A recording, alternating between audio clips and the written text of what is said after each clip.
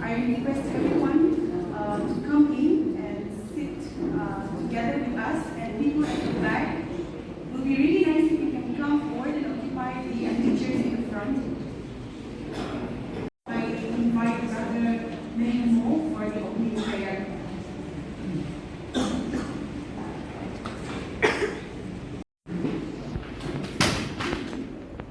Father, thank you for sustaining us. Thank you for adding another day in our lives, bringing us together to start this public dialogue. And as we start this program, may you lead us, may you guide us, may you open our speakers so that they will be you. They know hindrances, they will be no disturbances. May you surrender our lives, our time, our activity, into your mighty name. For all this, we ask in Jesus' name. Amen. Good morning once again. I warmly welcome all speakers, the dear fraternity, well-wishers gathered here. Today we are here to share ideas, listen with open minds, and work together for progress. Your voice matters. Let this be a space of honest discussion and collective solution.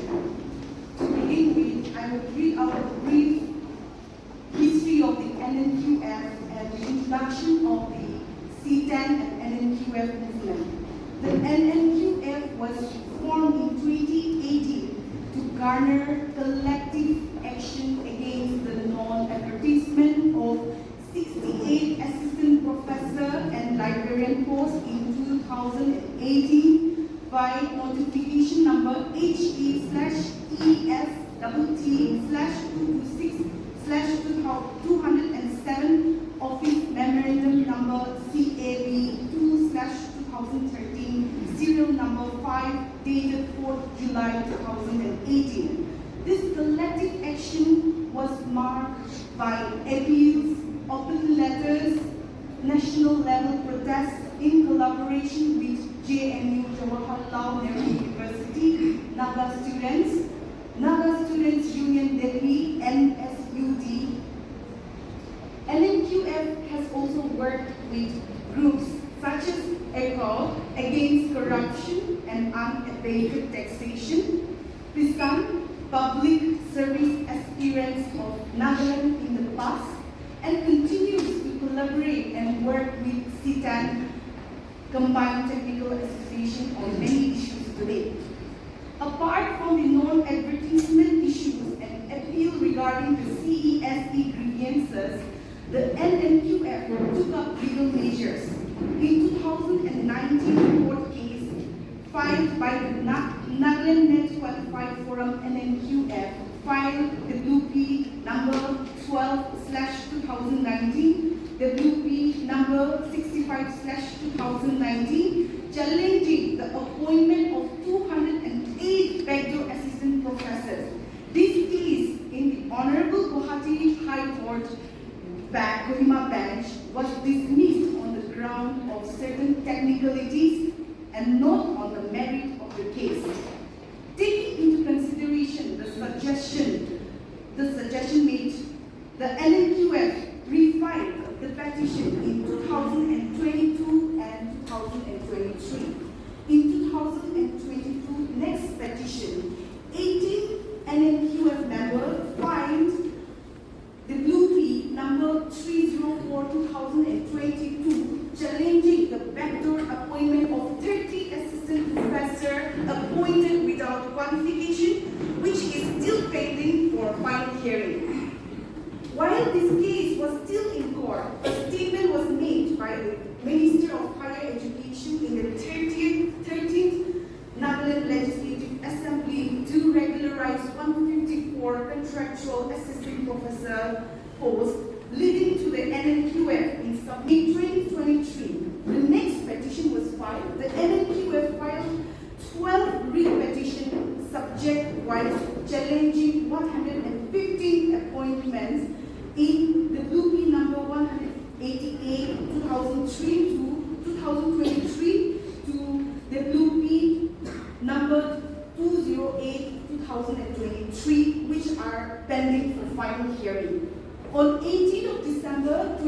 2024, a notification for absorption of contractual employees, citing clause number 28 of the service rule,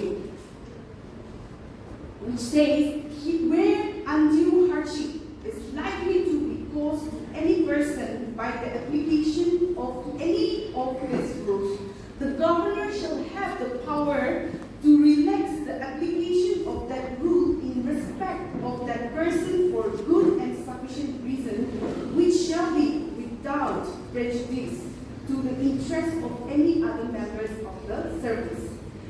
Re-appeal through the local dailies to the concerned minister was given again on 9 October 2024, an open letter to the governor again on 18 January 2025 as opposition to the absorption of the assistant professors and librarians. Further, the wide circulation on 8 April 2025 notification on transfer and posting resulted in unrest among the aspirants, leading to 6-day protests in the month of April 2025.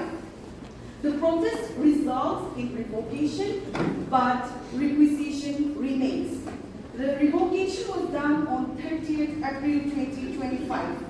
The CTAN and the NNQF gave a deadline through the memorandum to the Chief Secretary till May 21, 2025, following which the members of the NNQF and the CTAN visited the Secretary on 22nd May 2025.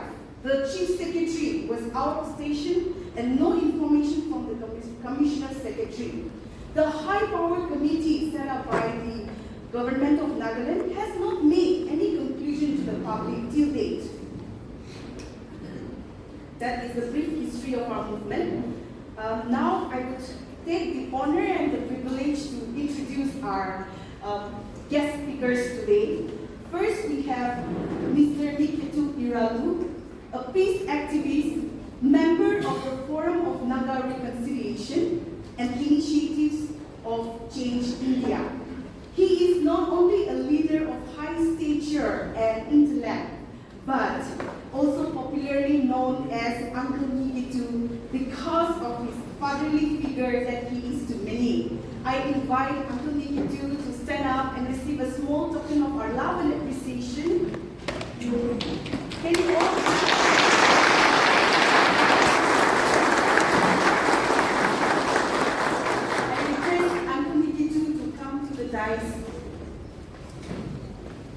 Next, we have Dr. Ji Thong, retired professor, former pro-vice chancellor, Nagaland University.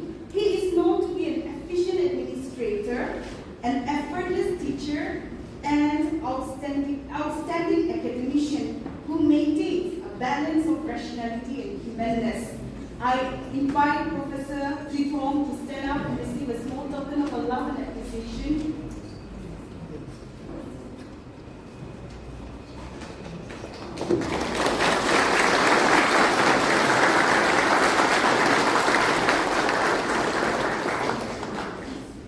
Next, we have Seyiekhotuo, renowned social activist and politician, a fearless truth-teller with bold personality and unapologetically authentic.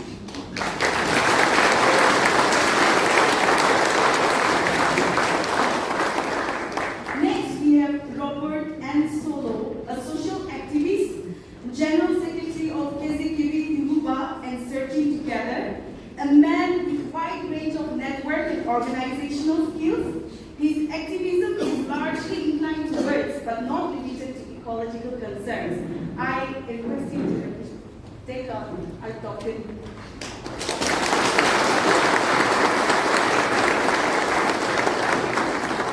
Next, we have Ramsang Lunglang, founder and host of Lunglang Show, a dynamic and incredibly talented show host who brings life to meaningful conversation. I request him to receive a small applause.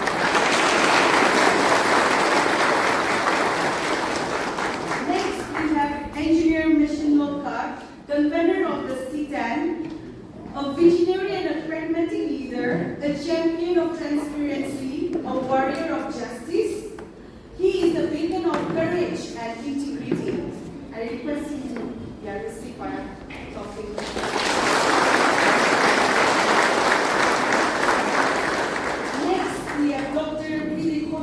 Seyiekhotuo, member of the core committee NNQF. Beneath her calm demeanor and thoughtful decision making, she is a courageous and a wise justice and equality. She is known as the Iron Lady of Netherlands. Now, I give the rest of the time to our moderators.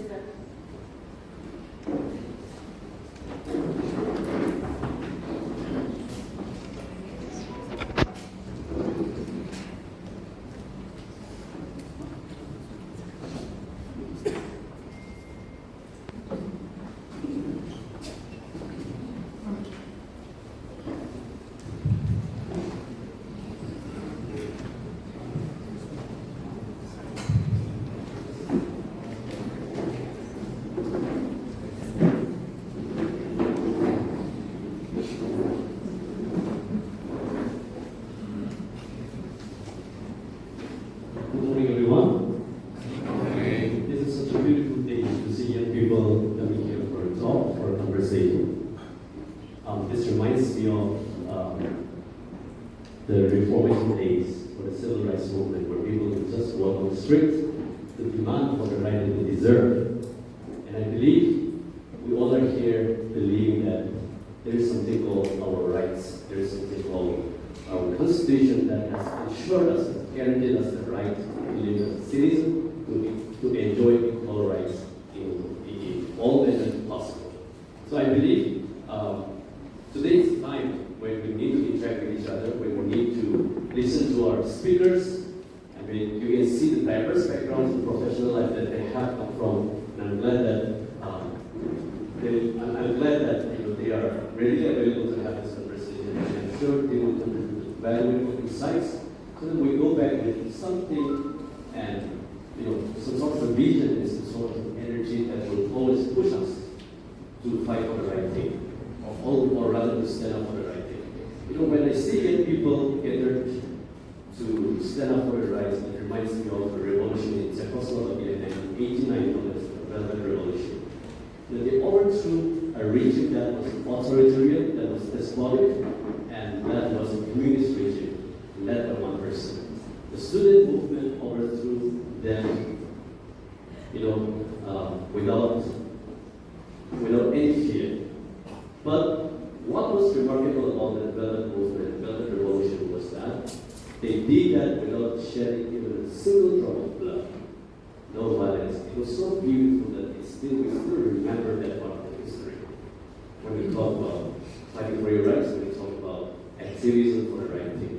So, without further ado, I think we can just jump right into the conversation, and we truly appreciate your participation and the perspective that really you're going to bring into this conversation as well. And we believe and hope that we all will get benefited from this conversation. And as a moderator, I had briefed to them saying that let's just have a very candid conversation, a conversation that does not have any filter, but a conversation that is filled with sharing your hearts and speaking out your mind, rather than just stifling yourself or preventing yourself from saying what you want to say, and for reasons like political correctness. So today we will shed all of that aside, and we will have a beautiful conversation. I'm sure it will benefit all of us. So thanks everyone, and welcome to the conversation. Dear all the speakers and panelists. We heard about the brief history of this NNQF, the movement that they had led so far in the history of how they started and why they are reacting to certain orders that came from the government, and to which they feel that it was not right, it was not fair, it was not constitutional. And we have seen the fearless protest, which was done beautifully, which was done without any form of violence. And that was truly, truly admirable, and we truly would love to appreciate you all for that. Now we need to look back. First of all, we want to jump into the idea of the high-powered committee that was formed, and we want to understand first and analyze whether that kind of formation of the high committee was necessitated, and what was the idea behind that, and when we read history, when we read politics, we know that such committees are formed normally when there is a need for an expert to define things, to recommend some very, very important ideas when you make policy. But I feel that this movement seems to be rejecting that formation. And I want to hear from everyone. Since the formation of the High Power Committee, I would like to also understand what is your view on it and what have you been speculating about it and how that can really help resolve this unfairness that you have been calling out in the last few weeks or rather a month. So I would give this time to everyone, but I think we have the time for individual speeches as well, right? So my assumption was that speakers will take their own time first to give introductory remark, and after they will jump into the conversation. So I will give first time to Mr. Seyiekhotuo to take his time and give an introductory remark to begin this conversation. Thank you, Moderator Ransom. I would like to say that I want to build on this point, that our problems, our difficulties, and our conflicts are meant to change us and take us forward, instead of fragmenting us, make us hate one another, and destroy us. I hope what I'm saying will have some connection to what is going to be discussed today. This public dialogue has emerged from the protests conducted by CTAN and NNQF. They have done the right thing, calling for and challenging the public, especially today's Nagas, to come today to ask, listen, and speak on the issues, as only by doing so, by responsible persons like you, the future will be shaped. I appreciate the invitation to participate in this dialogue. I am honored. Although probably in this dialogue, probably all of you will understandably be certainly asking why someone going beyond the octogenarian age group should at all be at such an event as this one today. I won't blame you. The prolonged protest showed there is deep concern, frustration, bitterness, and outraged anger, but also belief in a better future in those who conducted the most demanding, costly protest, and equally in those who questioned and opposed it, as we know. I think that is a note to all of us. Both sides are serving a vital purpose for the difficult growth of our young society. We human beings are not created to breathe physically only. We should understand what all of us have felt and expressed over the problems of the protest, to be our people mentally, spiritually, ethically, politically breathing. Because by this other breathing that comes from our brain, mind, our heart, our conscience and soul, deep down, they go together. Human beings and societies grow fully and properly. I'd like to request for that, those four things to be involved together in such a struggle, to be taken and considered.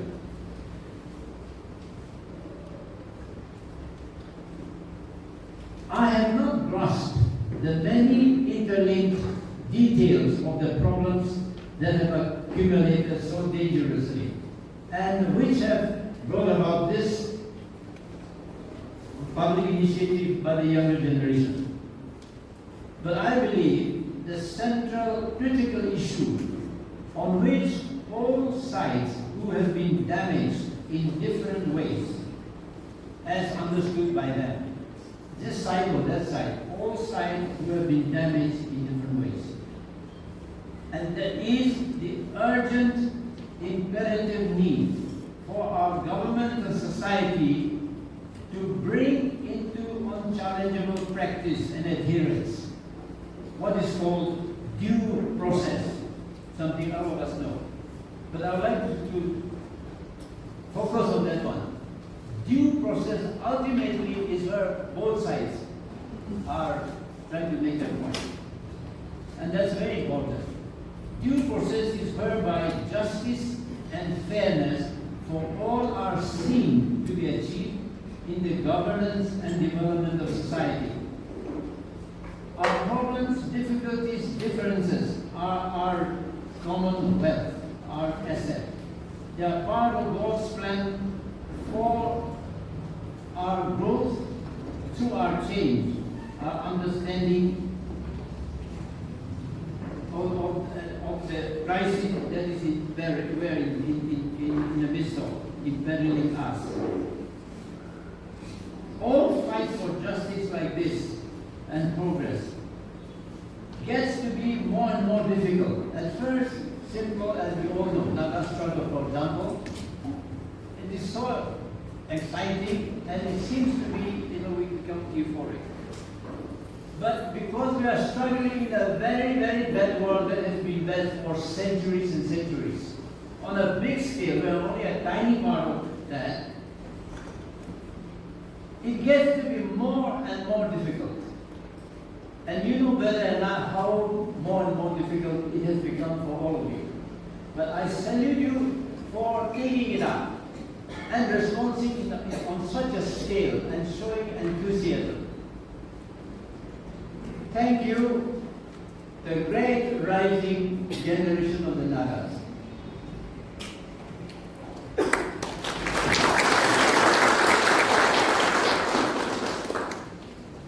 Mr. Keynote teaching that is made now.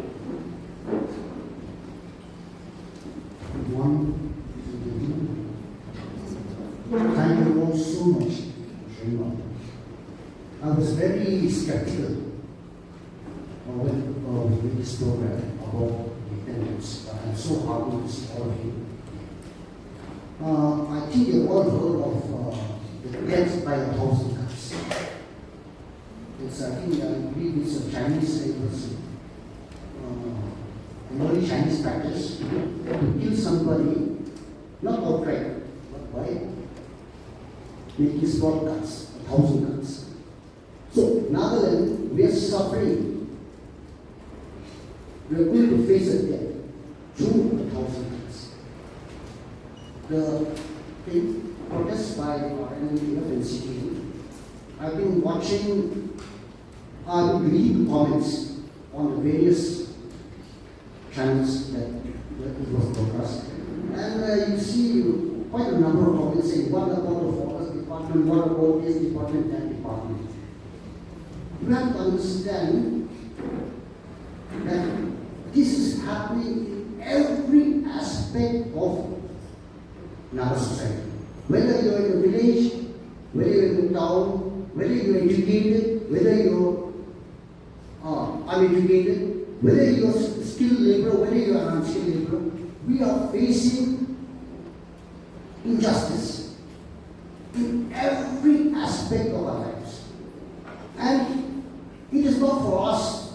We have to understand that when somebody is facing injustice, we should not sit back and say, it doesn't concern me.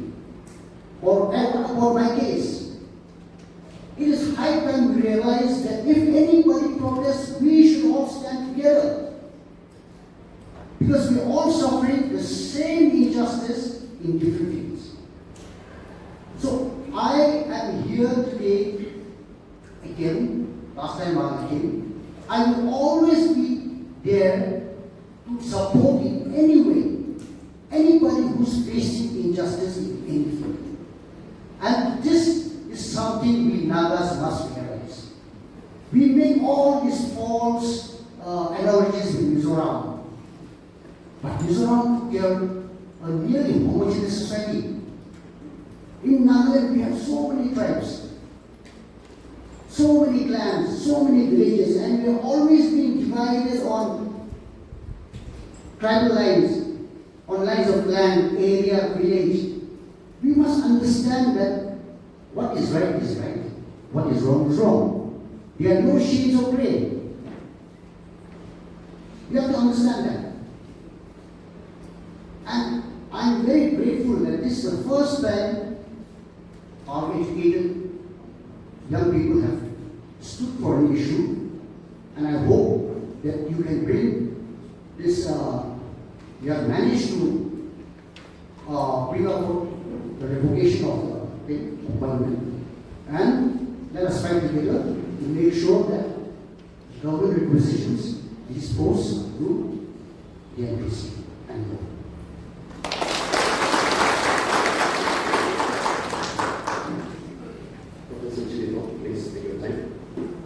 Good morning, ladies and gentlemen.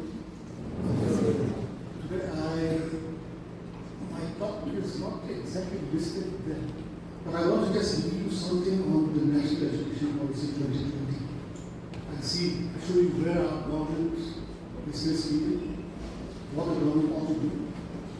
We have 17 colleges, government colleges in Nagaland, with about 600 of applicants.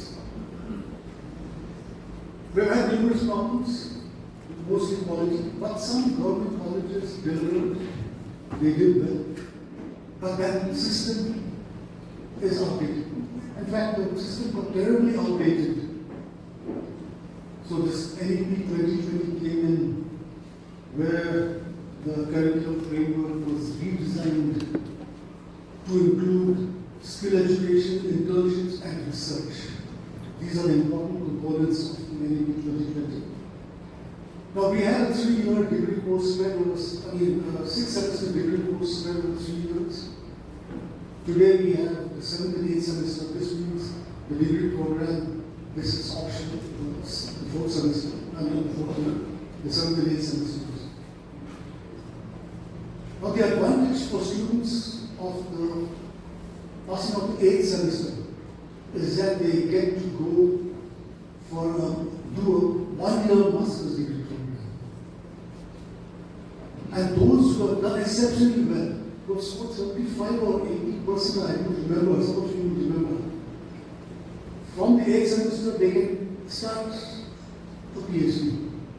They can start looking for a PhD. So the system has been revamped, it has been very friendly, it has become very forward-looking.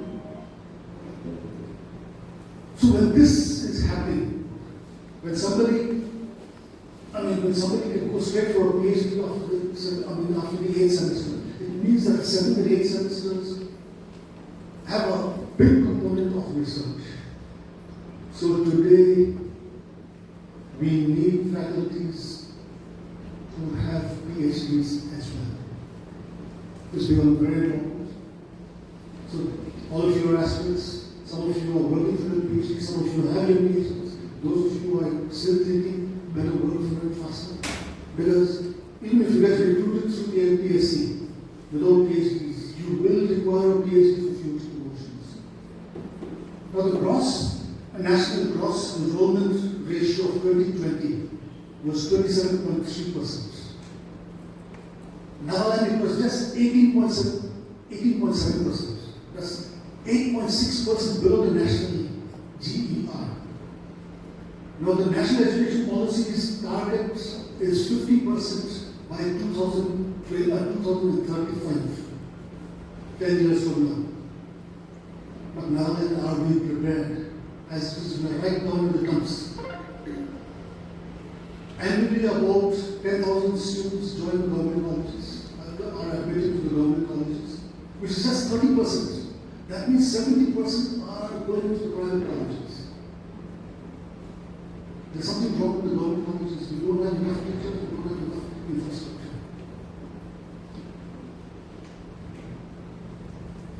the NEP coverage is very vast. So there are a lot of implementation challenges.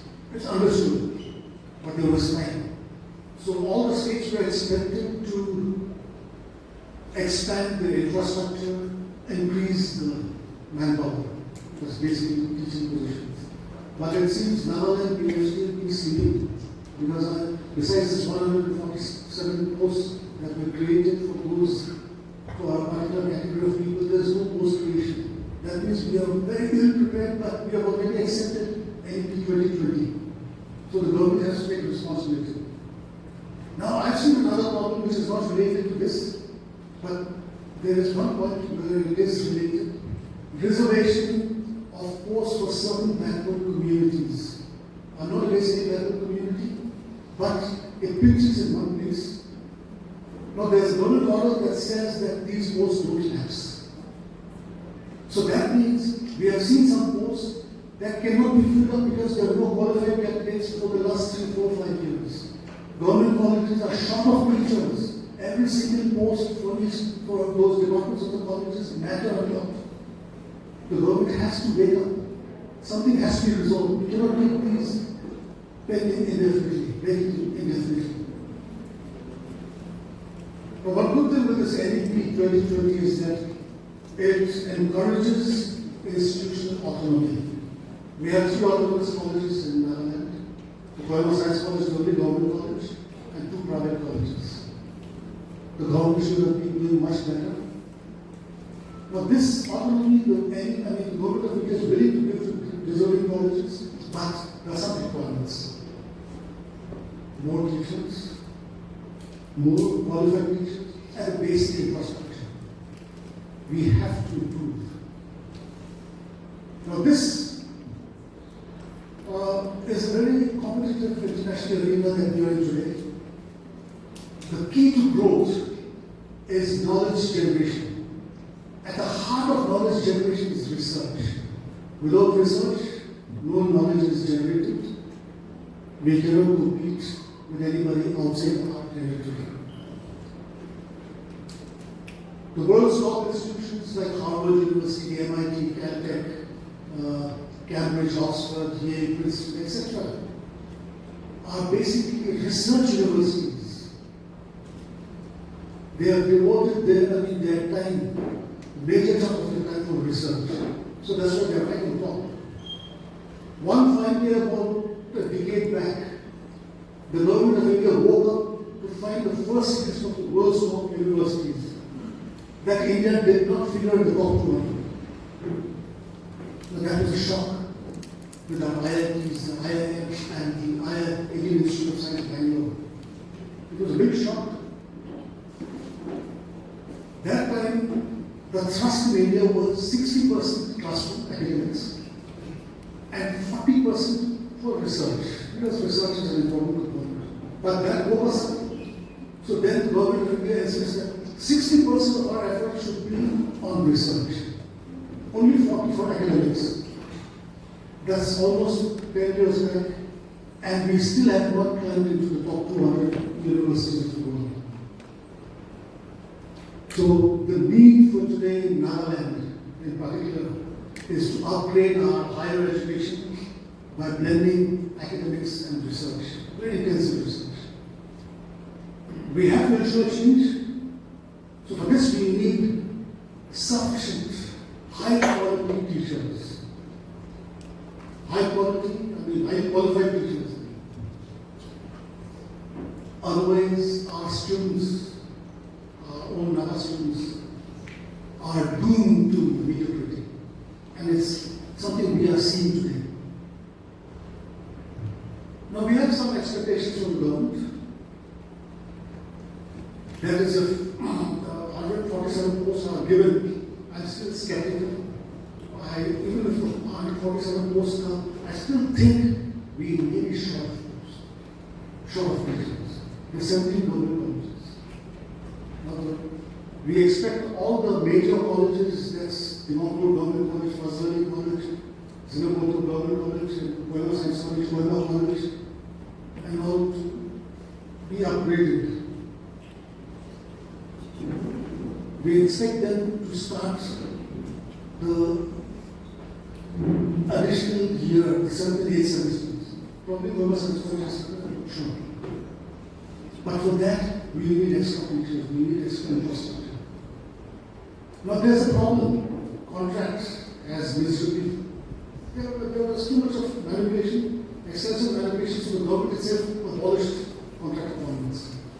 But for higher education, we have to see it rationally. When there is shortage of posts, creation of posts take time. Sending a requisition to the MPSC takes time. But in the meantime, departments of various colleges should not suffer. So we can think of appointing guest faculties for 6 months or for a semester, which can be reviewed. But following all the code procedures as advertising openly and inviting them, interviewing them, making the best. That's what has been happening in our university for many years. And then we also expect the government to build up the necessary infrastructure for at least major colleges.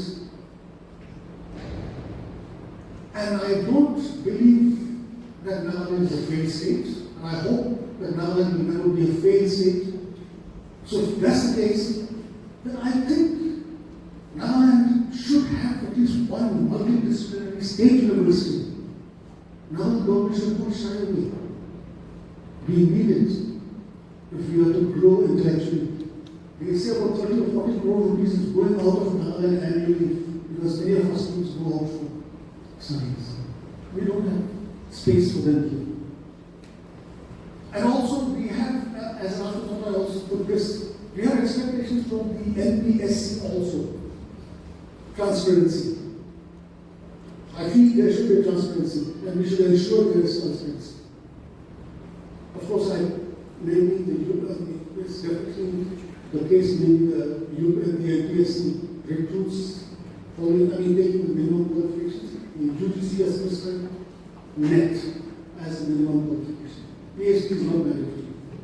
But if there are cases where there are PhD candidates with PhDs, preference some weightage should be given. Because ultimately we need to develop our university, our colleges into research institutions.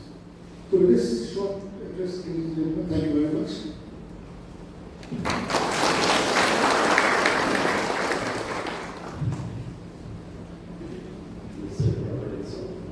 Yes.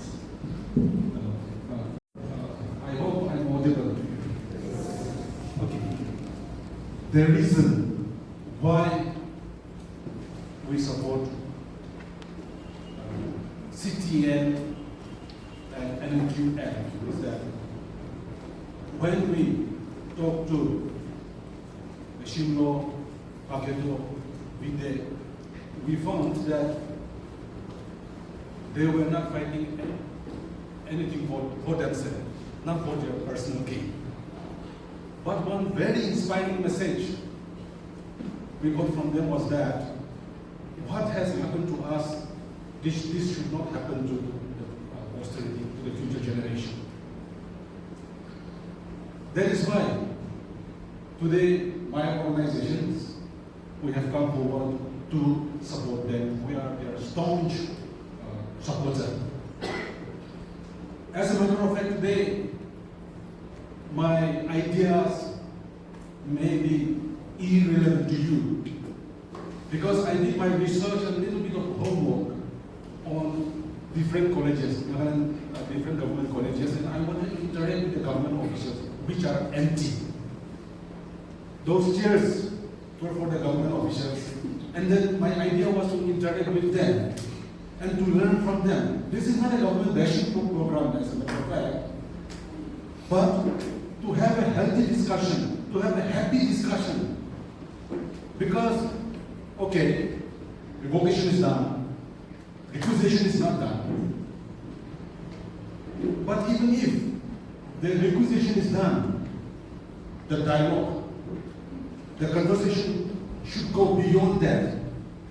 Unfortunately, today our officials did not come, and I feel sorry for them. We then why am I here today?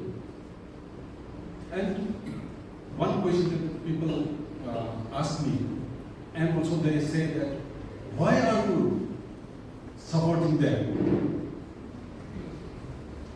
One very simple answer I get to one government official was that I don't want to see our children, I don't want to see my brothers and sisters on the street again. I want them to study, because during the protest, what we saw, some of you came out shouting slogans.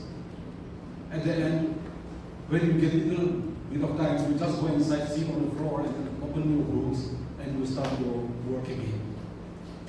So those things we really don't want to. But to the government officials, to the government, I just want to tell them that I don't want to see you on the street, but if they behave like this, when questions are asked, they say that, we will not stand for media trial. When they are invited for invitation, they never appear, they never come to us. And to them, different organizations, what I want to say is that, because somebody just day before yesterday asked me, what is 147?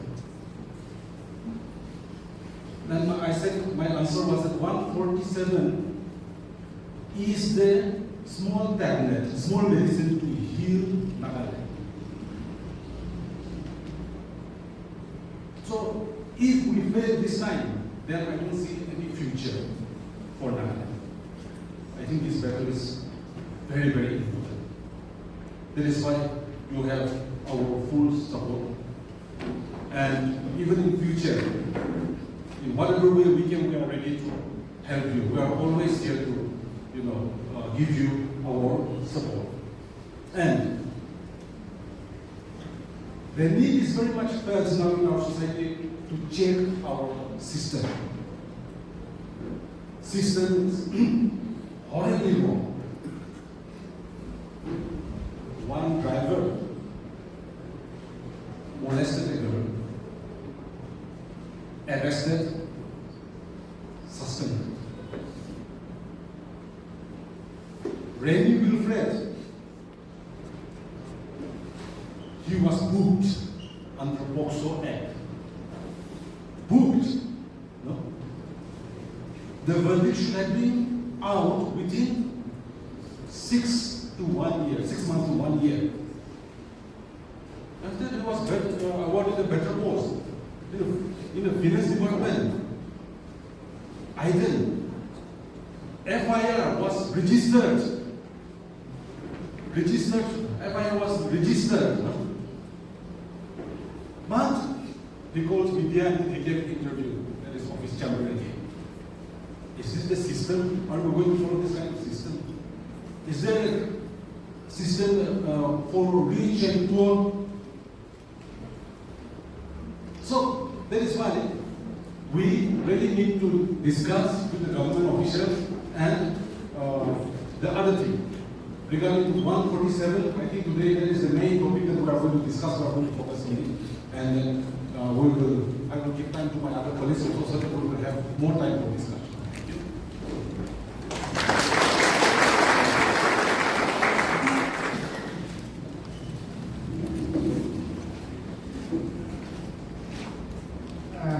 A very good morning to all of you. First of all, I want to say thank you to all of you for turning up today. And also, I want to say thank you to all the speakers here who has given their time to come and have a discussion with us. Okay, I won't take much of the time away. Actually, discussion time today. Ako, muna ko na sa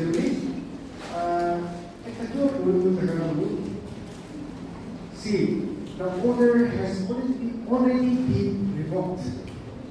But the problem is, why is the requisition not being sent? It took any time earlier night. We invited the minister, we invited the officials also. We get a letter to them. So after some days, we went to their office, requested them to come and see us. Because see, until I even didn't take a number. What is black is black, what is white is white. So public law also made time really, why is the position so difficult to be sent? We wanted them to highlight them to the public. They didn't turn up, see, now, just recently, the NNU, they have 5 RTI, we have 2 RTI, the same thing. So, this is what the department is doing. When the RTI is asking questions or about the total sanction posts of assistant professors and librarians, in one of the RTI, the reply is 609. I'm saying, okay, RTI was filed on the same day. BKB. So it was 609 as it were. Alright, it can do 500 something as it happened. The South Korea, the number. Sanction post was as it were. Now, it was there. After 2022, they asked for at a particular year post creation order ng kita post creation iba number post creation this day 2024 last year 17 December at the post creation at the post creation bisa so baru ni public jadi dulu guys so maybe the later part will discuss more. Thank you. All the speakers for quickly highlighting the issues. Yes. Since we have already mentioned some of the position, I would like to talk about how, just as the revocation without requisition is incomplete, even if requisition takes place, there are certain concerns regarding the CSE, which makes the exam certain concerns that makes it questionable with regard to transparency and fair recruitment. And so based on that argument, I want to point out 3 things here. The first thing is with regard to the mark weightage. When it comes to the CSE, the Common Education Services exam, they have allotted out of 100 marks, they have 100%. They have allotted 40% to the academic report of the expert, and 45% to the written examination, 50% for the interview. Now here the concern is particularly the 40% that is allotted to the academic report. Now we will see that there is variation among the aspirants. Some aspirants will fall under the annual system, some under the semester system. Now there is a stark difference in terms of their scoring because of that difference in the system. Then there are also variations across universities. Some universities are very strict with their markings, whereas some universities are heavily with markings. So based on this 40%, some sections of aspirants are already at disadvantage, even before they write the exam. Then only 45% are allotted to the written exam, and they have 15%. Now there are, of course, we understand that there has to be a section that is allotted for interview. However, you'll also find that there are disparities against there. When you look at different aspirants, some of them will have better articulation skills, a wider range of vocabulary, mannerisms, and presentations. That will differ. Now, we're not saying that is wrong, but there's already an existing disparity in the society. And therefore, in order to narrow down those disparities, I think the interview presentation also has to come on at least 90% as other examinations. So these are some of the concerns that we have addressed and yielded to the concerned authorities also. And we come to this recommendation that if you are looking for fair recruitment, the authorities should bring down the academic report from 40% to 20%, and as mentioned earlier by Professor Tong, we should give more emphasis on research, publication, research experiences, even teaching experience. Then the interview should be limited to 10% as in other exams, and the written examination should be increased to 70%. That's our suggestion. These are some of the demands that we have put in order for petition. As you go out, you will sign or if you agree on this point. Now, the second point that I want to emphasize is with regard to transparency, which already been mentioned. Now when you come to when the CSC results are out, you only get to know your marks. You find an RTI, but you only get to know the marks. You don't know the marks of the person who has cracked the exam. You don't know the marks of the person who is in the waiting list. Now we're not questioning their competency, but if we are going to push for transparency and fair process of recruitment, then the disclosure of marks of the candidates should be a priority. There's another thing we want to push for. Right? The third concern regarding the CSC exam is regarding the allied subject management. Now,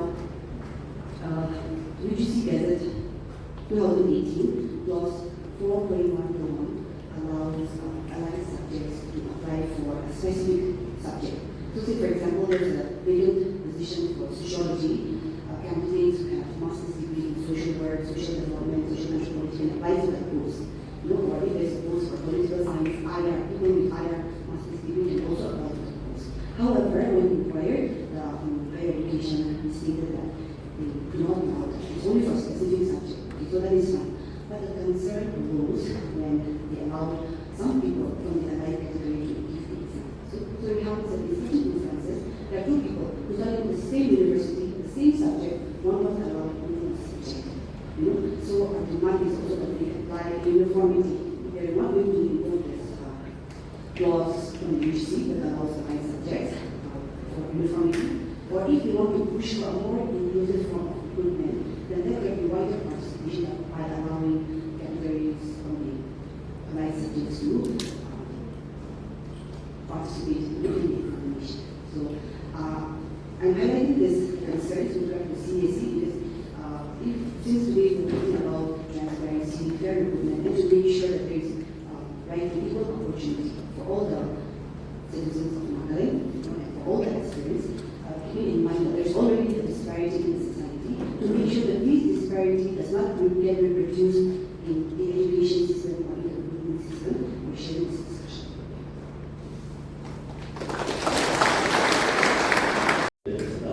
Very interesting and provoking. It also calls us to dive deeper into all those issues. I think, we don't want to make this like sound like a press conference, that we can, have this objective reason out, not necessarily supporting each other, but rather we can also see like whether we are doing the right thing, whether what we are demanding, we as the movement demanding is objective enough for all of us to continue the movement. Right? So I would like to also understand from the panelists, I would call them panelists. Professor Jin Tong and Simone have also mentioned about the way, the process of recruitment.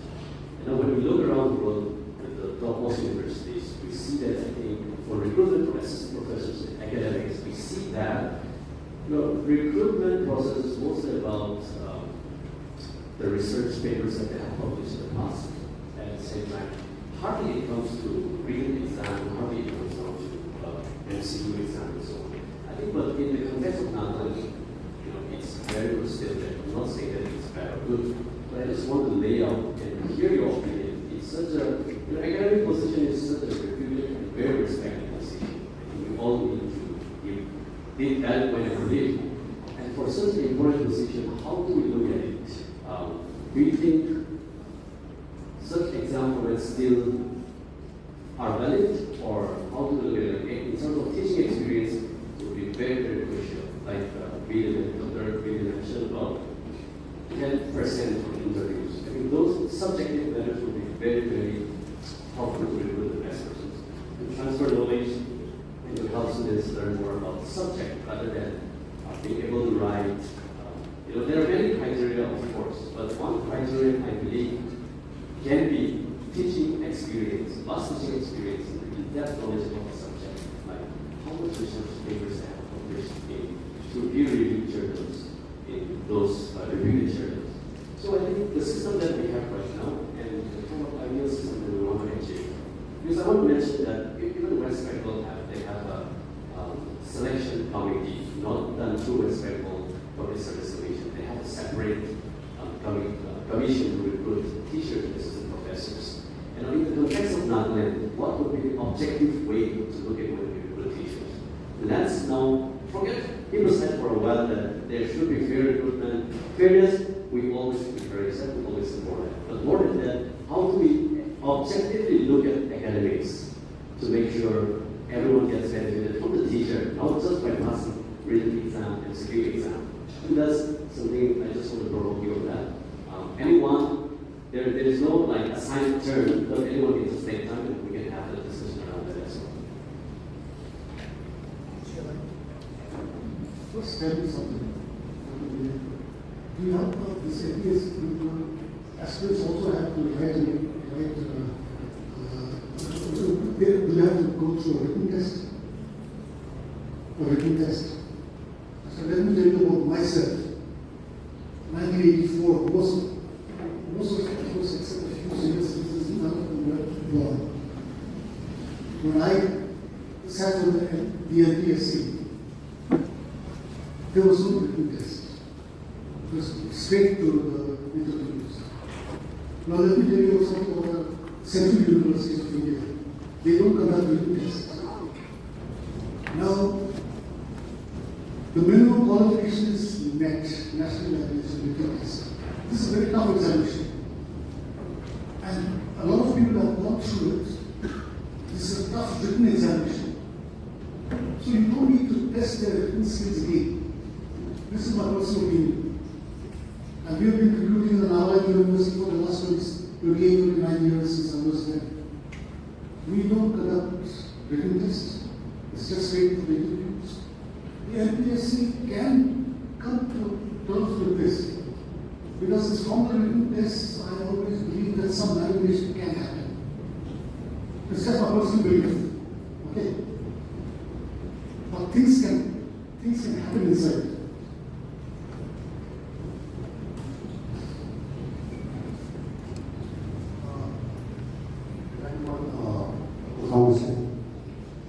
NET was the basic qualifying test.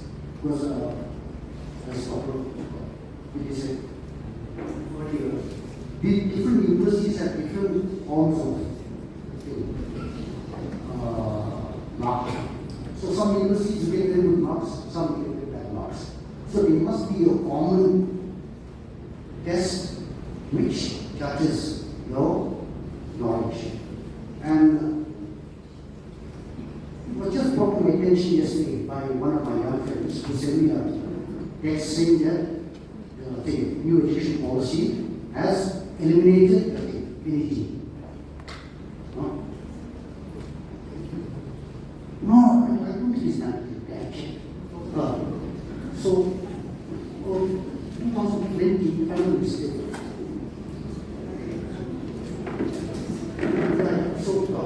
So this is my grouse with the government, with our relatives. Any policy that the center initiates, we accept it blindly. Because we know that we are corrupt. If we kick back the lid also, they will come after us. Say oil palm. Not KDP, no? They were against oil palm cultivation, but we accepted wholesale. That earlier when this highway was being built, we are Pagla Pahar, we call it, no? China also, our friend Mr. Wapaso, we objected to it, the use of dynamite.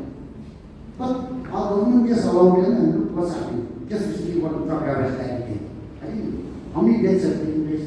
So things like this, no? And education is supposed to be in this concurrent place. So the state has a voice also. So it is very frustrating when our leaders do not fight for the benefit of our society. So I want you to understand that all these affect our future. And all these are means of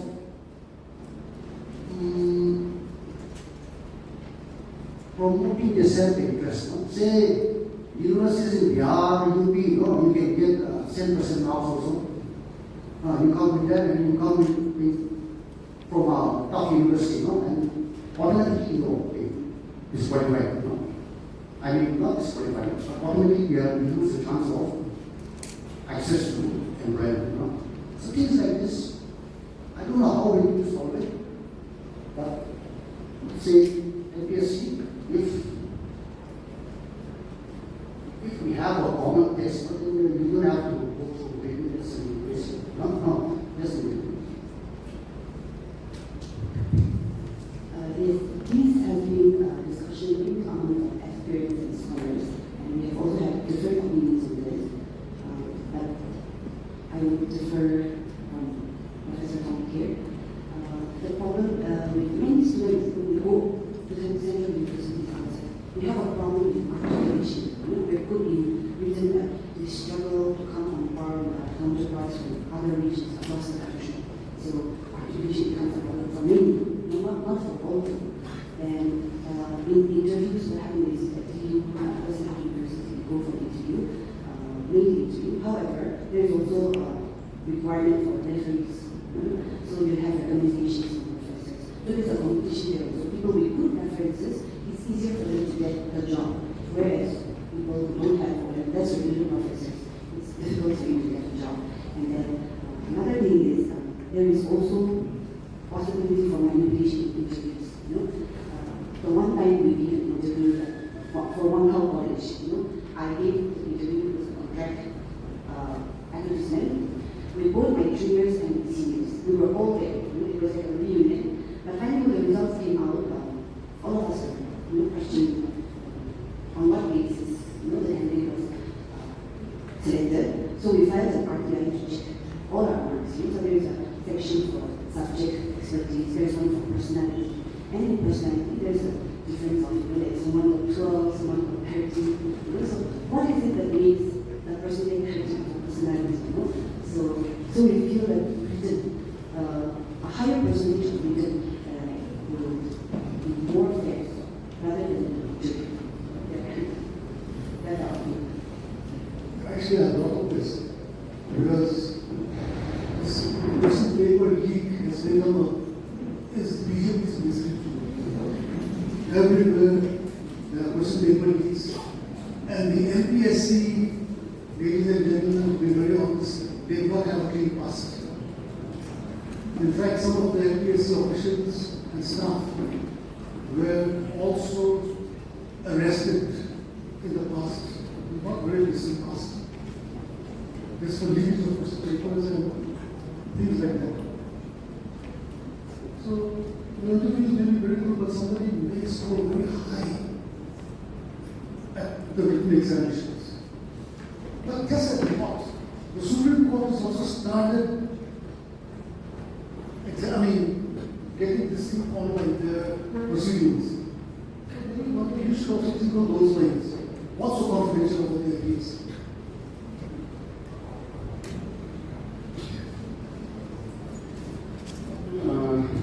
Okay. I want to share something about NPSC. Nigerian Public Service Commission is so outdated. Okay? See,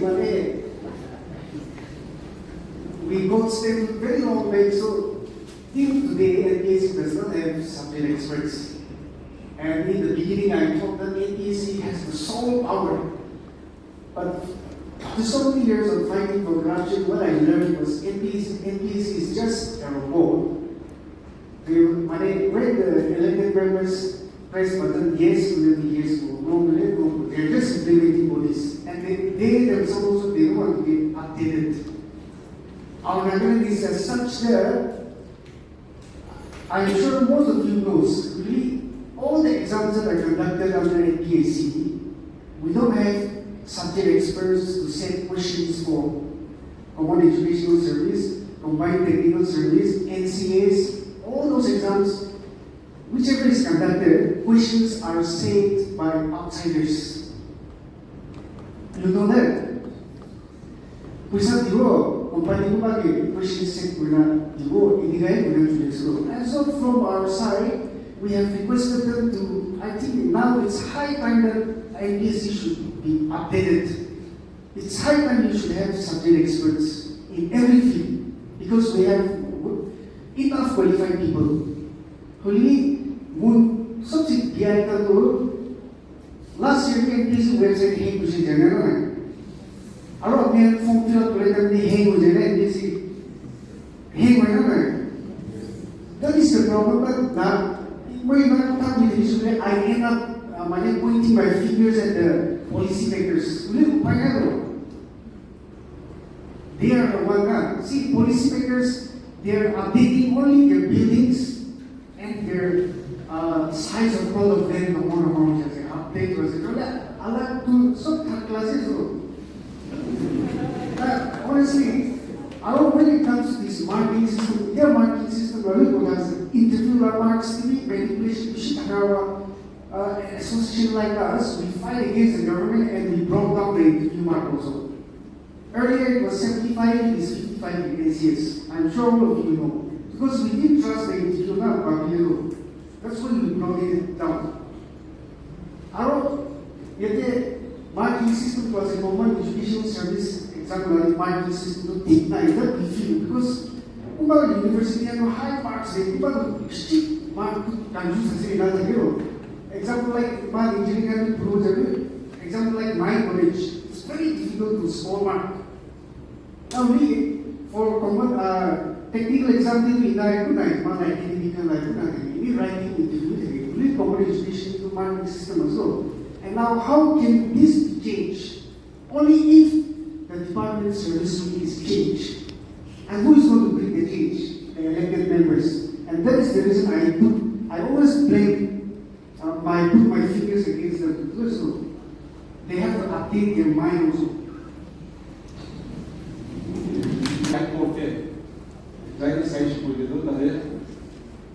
Cases countries are more than 90% of the cases of the service rules. Nagaland High Court cases. More than 90%. That's a sign of unemployment. Right, I think we're getting the sense that we have that, we felt the hopelessness that it's a systemic issue, right?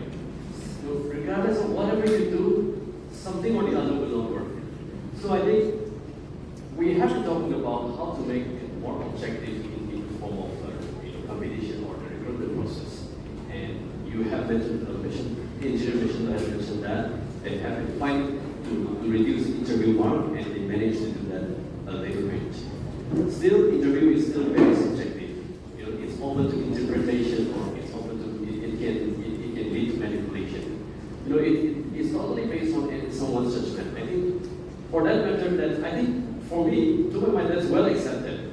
Now the point also comes to it's also a big concern for the fact that what if we make it very objective in a sense in the process of recruitment that we end up like recruiting UPSC and BSc aspirants, civil service aspirants. That all. Meantime, I support the idea that yes, we need objectivity in the process of recruitment. But what if we end up at the BSc recruitment style, which becomes more and more objective? There's no way it can be disputed in many cases, right? It's very, very objective. There's no much room for misinterpretation or manipulation and such. But what for an academic position, if it comes down to such objectivity, and what if we reduce the quality of teaching? I think that's a concern that I want to raise. I would like to understand and hear from you how you will interpret that. Yes, for now we understand that we have a system model. The system has to change and it will take time. But I think at least what you are demanding at this time is requisition. At least, it may not be 100% fair and objective, but at least there's a system, and like I will begin to mention that we need to follow the due process, established process. I think requisition should happen by any means, whether it's clean or not clean, let's forget at this time. But at least that process should be followed for now. But how do we reconcile the idea of maintaining objectivity in the recruitment process at the same time, not degrading the teaching quality? That's a very big concern for me as one who aspires to become academic as well in that sense.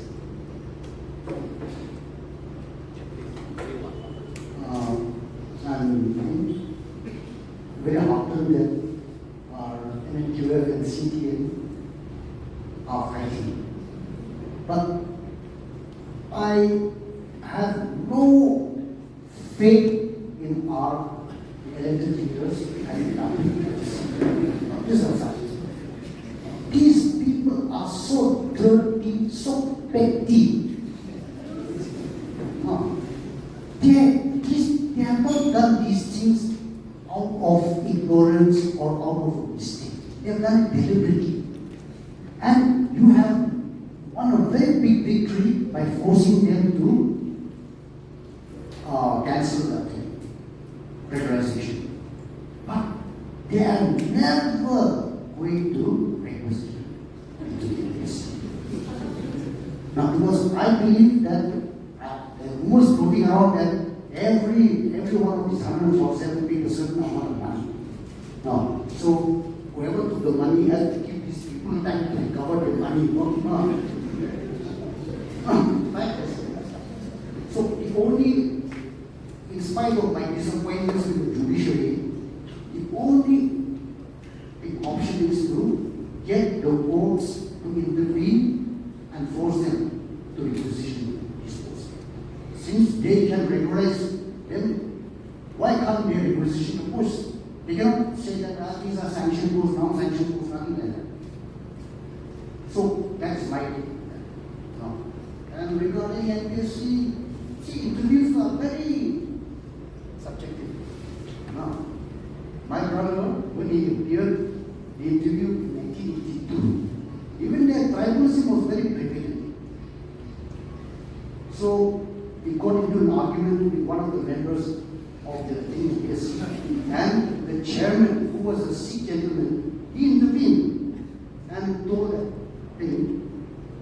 that member that we are not here to question his knowledge of the subject. That has already been done in the written. This is we're just here to test his personality. So things like that. I don't think any of you people didn't bother to read my manifesto when I protested against this. But in my manifesto, I wrote clearly that in every competitive exam, the candidate will have the right to compare his written answer script with those of others. And every interview will be video recorded. See, one of my young lady friends, she appeared in a social welfare team not for regular job, but for a contract. He just asked her name and sent her on the way. And in fact, she was told in advance, no point trying for it. It's already been demolished. So things like that, you have to understand. But as I said earlier, I believe our only recourse is legal. So, well, if any of you know anybody in the legal fraternity who is looking to take up this case, I have also tried to contact some people in the process to talk, and that is the only one. Because these people I don't trust. I think we have a lot of trust deficits here. Some not trusting the NPSC.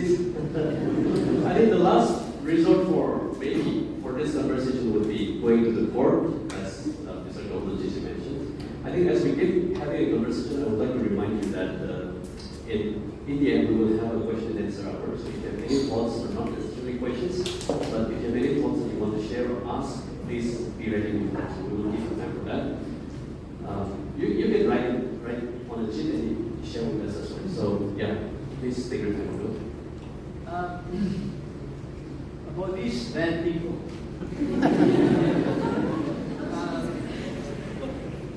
There's no doubt at all. But I think I personally feel that if I were in the position, not out of any ill will, I would do a much worse job. Because everything is new that we're trying to do. And we have very little background resilience. I would say this fellow has a lot of resilience because of his background. We'll discuss this later. But I think that is why so many things are done wrong. Just because we don't know how to do different things. I I feel that we are witnessing a huge thing that your group has brought together like this. A few years ago, we couldn't get a group like this, especially of young people. Just because I think they were not, I don't know, you know so many things now, and so you're so smart now, I'll honestly say. So well informed because of the information technology, IT, and all that is, you're grasping them and you're benefiting from it. And so such a group, I've never seen a group like this. That's so alert. Showing such interest. So I feel that I would like to appeal to all of you that don't give up at all to make this better and better. This process that you are part of, led by this group who have brought into B2B, don't leave it to them to work it out. It's going to become very difficult, very difficult. And I don't think you will give up, but I make this special plea. Jean Monnet, he was the international bureaucrat, economist, lawyer, and everything, Frenchman. And he was regarded as a man who created the European Union with Chancellor Adenauer of Germany and Robert Schuman. Chancellor, he was Prime Minister, and Robert Schuman was a Foreign Minister and Prime Minister eventually of France. After the Second World War, it was a terrible time of complete destruction of Europe and the world. And so they said, how do we make sure the Third World War doesn't come? And so it's a long story, but he's thinking, he's far-seeing wisdom, and from his own tested experience of many years, they succeeded in creating what they call the economic and political miracle of the European Union. You get all this in books now. And he said this, it is this quote he said to me, the summing up of all his volumes, on all that he did. He said, nothing is possible without people. Nothing is possible without people. Nothing is lasting without institutions. And I feel that what you are doing is the building of institutions to serve our society, but you are the people. Institutions are very important, but the quality of the people who build and decide whether the institution without which nothing is lasting will work. And in that, some may be scientists, some may be doctors, some may be geologists, all kinds. Engineers, everything else that all of us do. In that, each will have to understand that each one is equally responsible. Some may be more glamorous, some may be more talked about, but the role of a guy like me, I can't do anything glamorous like science, engineering, law, nothing like that. But I can listen to the inner guidance. I realized I could only do that. So I decided I was never going to give it up and keep improving it. I think discover each one of you, what is your role? Because you have a very important role to bring into our history something we've never had. Building of institutions to make our society, enable our society to go into the future. Going to be extremely difficult. I don't need to say that, you know more than I. But I think this is where all we are discussing will enable us to understand the role each one has to play. Otherwise, we'll see worse things happening. We'll have more bad people coming up doing worse jobs. But I just want to add that. I think that perspective has to be kept up, and really, if you were to come up and look at you, something very big historic is happening, but we don't know how to go forward. Therefore, don't give it up. Keep developing it. Nagaras have never had such an interest from the younger generation.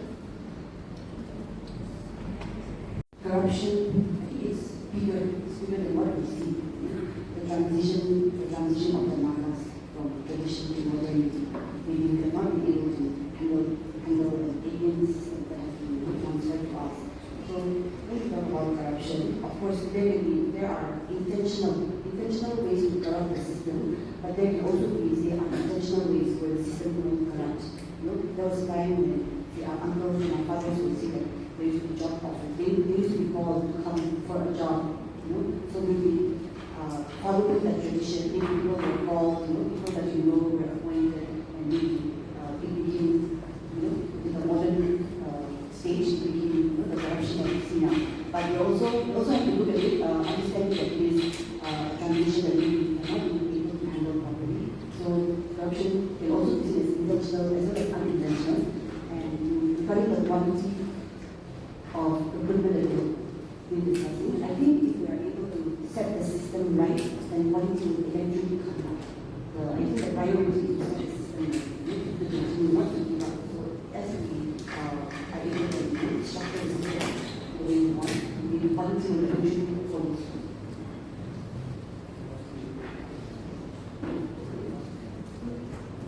From the audience, as any questions? I think, yeah, we will take questions, but we'll take the time separated for that. So we can rather instead discuss more on other things. Like we understand that you all are fighting because you surely believe that it is against the constitutional rights, the Article 16 of the Constitution, equal opportunity in matters related to public employment. I think it looks like this has been now already subjugated because there is no transparency. When there is no transparency, we realize that there has been no equal opportunity for everyone. We haven't started talking about equal outcome. So when you don't get even an equal opportunity, how can we expect equal outcome? So I would like to hear your thoughts again. I mean, for the benefits of our audience and all of us.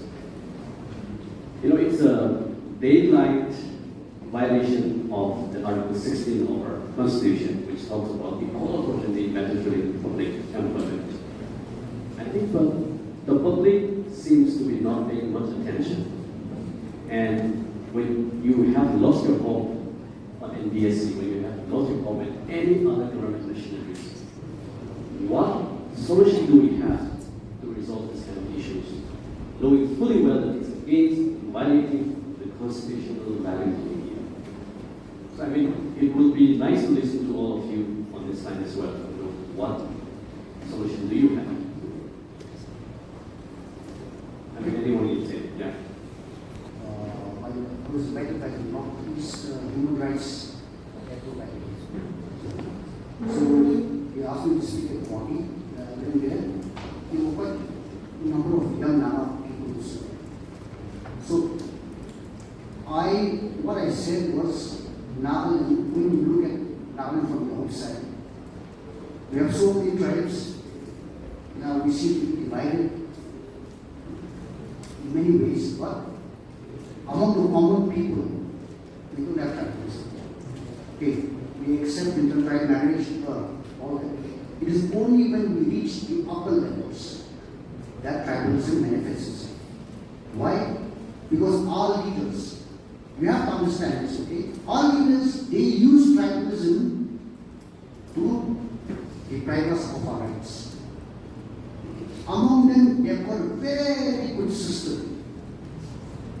Give and take. There is no tribalism among them. But they create tribalism among us. And I said, normal society is the government of the day. There is the civil societies, the church, the organized criminal element, and the media. Now, our churches, our government, our civil societies are all corrupt.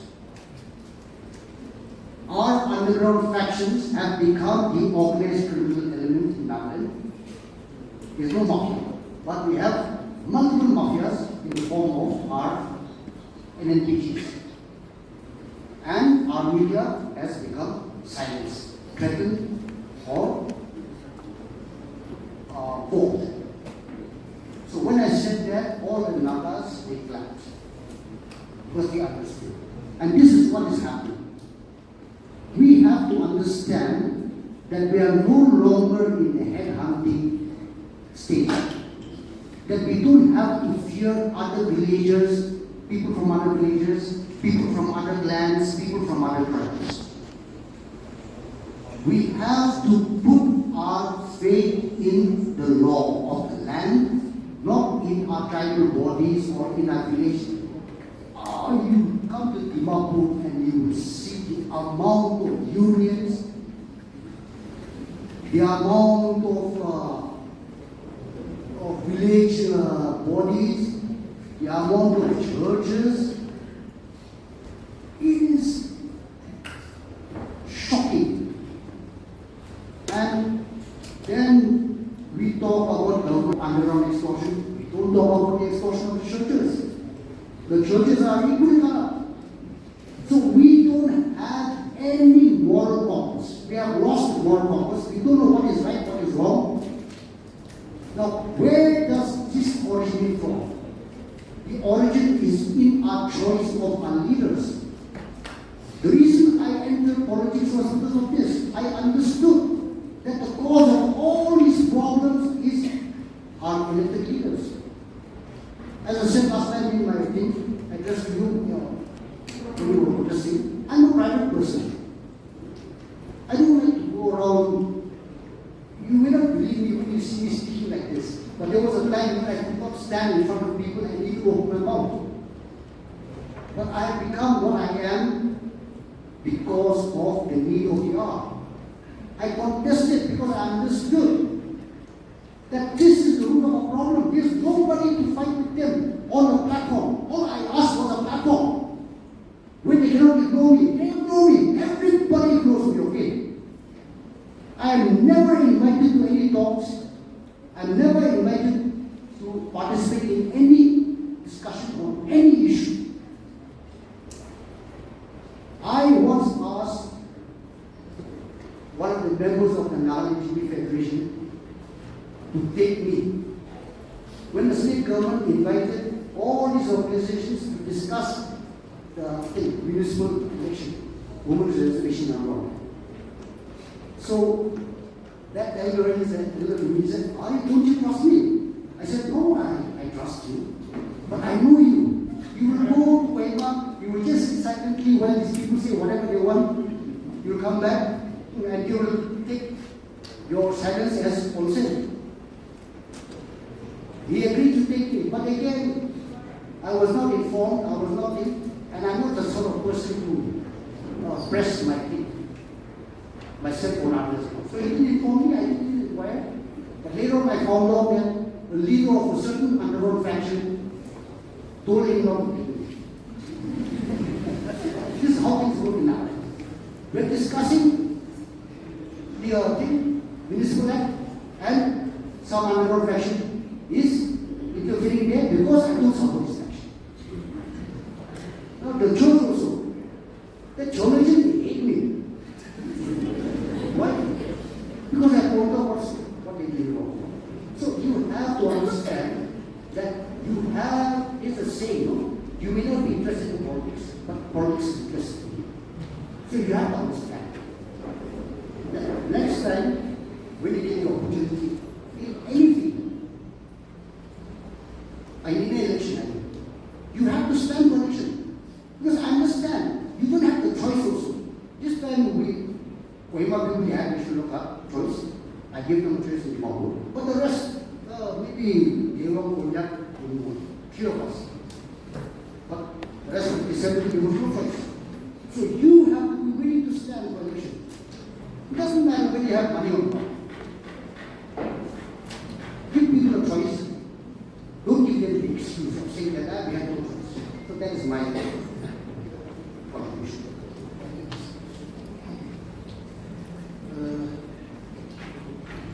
The CTA and the people that have started this, all of you have started very big movements. You got victory, but that's just half the journey. It's 147 posts have not yet been requisitioned. But it is our silence that has been encouraging corruption over the years, over the decades in the country. And now, small states in India probably is one of the most corrupt. Because we are like those countries. But this movement, through this protest, was a start. Now we see so many young people here. Seyiekhotuo has already mentioned it. Mr. Rao has already talked corruption. I can see this movement growing bigger. Maybe in days from T-Square, China, it was the students who revolted against government officials who were massacred. But they showed the world what students always. Aspirants, you have your students behind you, you have students behind you, you yourself, some of you yourself, your students. So it's very hard for me to see so many, but we hope to see this movement growing up in huge proportions, not allowing our government to continue its own ways. We'd like to see a clean, of course, we cannot expect 100% clean government anywhere. There's corruption everywhere. But we'd like to see a clean government. We'd like to see our state progress. And this can happen only through higher education. Thank you. When the protests were going on, I saw it in the media, and thanks to all the media partners, they did quite well. But I started to think, what has happened to our civil society? And then when somebody is fighting for the right thing, then civil societies and the churches, what happened? That question came to my mind. And when I said this reminds me of one of our great friends in Shillong. He said, the people are not progressive because most of the bureaucrats or most of the people, they build buildings, but they don't build people. Even for the churches, today I see, I'm sorry I'm not direct church, like my friend here. You see, I know one person, well-to-do, and very, very smart, very, very good orator. He can articulate very well, beautifully, and one of the richest officers. But we know that he isn't from a very good background, I mean financially, but his father was. But this is the person who donated so much money, and then who can approach any minister to donate money, who can collect so much of money. The same person, one day he was the preacher in the church. No, that drama I didn't like. Because the congregation knows that he's a thief. Those who are listening to those who can, they know that he's a thief. His pastor also knows. All the pastors and deacons, they know that he's a thief. Forget about other things. His wife and children, those who are sitting there, they also know that, okay, he's a thief. And now he is there knowing that pretty well how much he has stolen from the poor people. He is preaching. I think God also may know that he's a thief. No. But we want the church also to do the right thing. Instead of only building the churches, those building's a building. The real church is us. We are the real church. The people are the real church, not the building. So I hope that the churches also will come and support CTM and NMQF.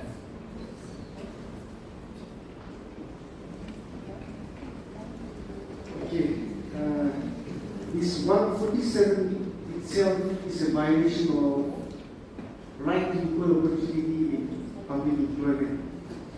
This itself is a violation of Article 16. Now what I want to say is, when the Nagaland government does not follow its own rules which they have made, how can you expect the NLA to respect the Constitution of India? No. And requisition of market, I won't agree with our strategy. Because by any means it has to go. Requisition done by the department like the Now, my teacher will requisition to Jawali. Or for us to, of course, serve market more better possibility. We don't have money for case. Our court case, actually, government court case, people say, man, I will have chances. Our Kiman Sam already our surgery Congress already stated that lack of teachers is equally so colleges state. So in court case, we teach our Kiman Sam. Because requisition to G, we have the evidence with us. Of course, 100% evidence were only able to be the teachers who are. Earlier, you see, the minister lied to us 2 times. Might be convinced to share what team might be hope on you. Either the person might be able to besides my personally of my son. I will revoke with you. Not to one continue to test over you and compare with the revoke. Now, when we are saying that the requisition has to go, if there is a post creation, that also for the post of assistant professors. If I am not mistaken, assistant professors can necessarily go ESC, TSC, and UPC. What the case we correct? So, in our post, actually, the number of posts was 151. Only 147 became popular by. It has to go. What we are saying this is, earlier the department and the department officials and the ministers were claiming that 151 posts were specially created for those 151 very special people. Okay, that is what they claim.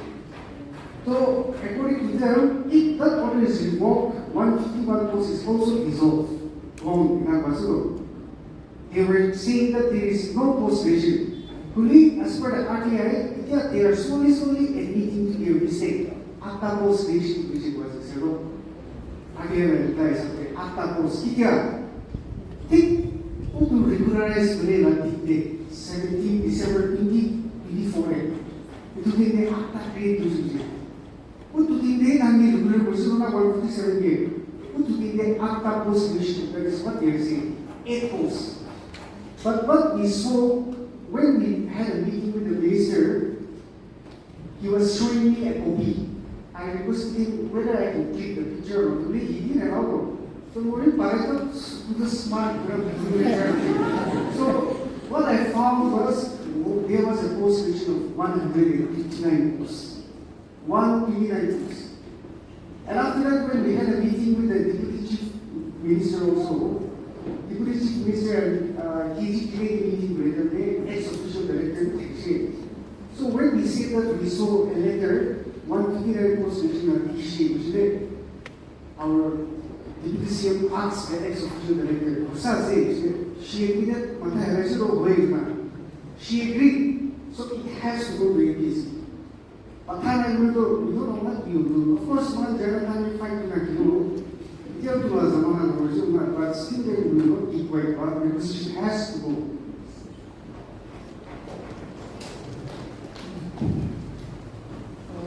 The very idea of fighting for peace is the Bible of Armenian and the progress was the mode of recruitment. And that is basically to deprive any people of the right to equal opportunity. Now, here we come with the right to equal opportunity. It's not just about really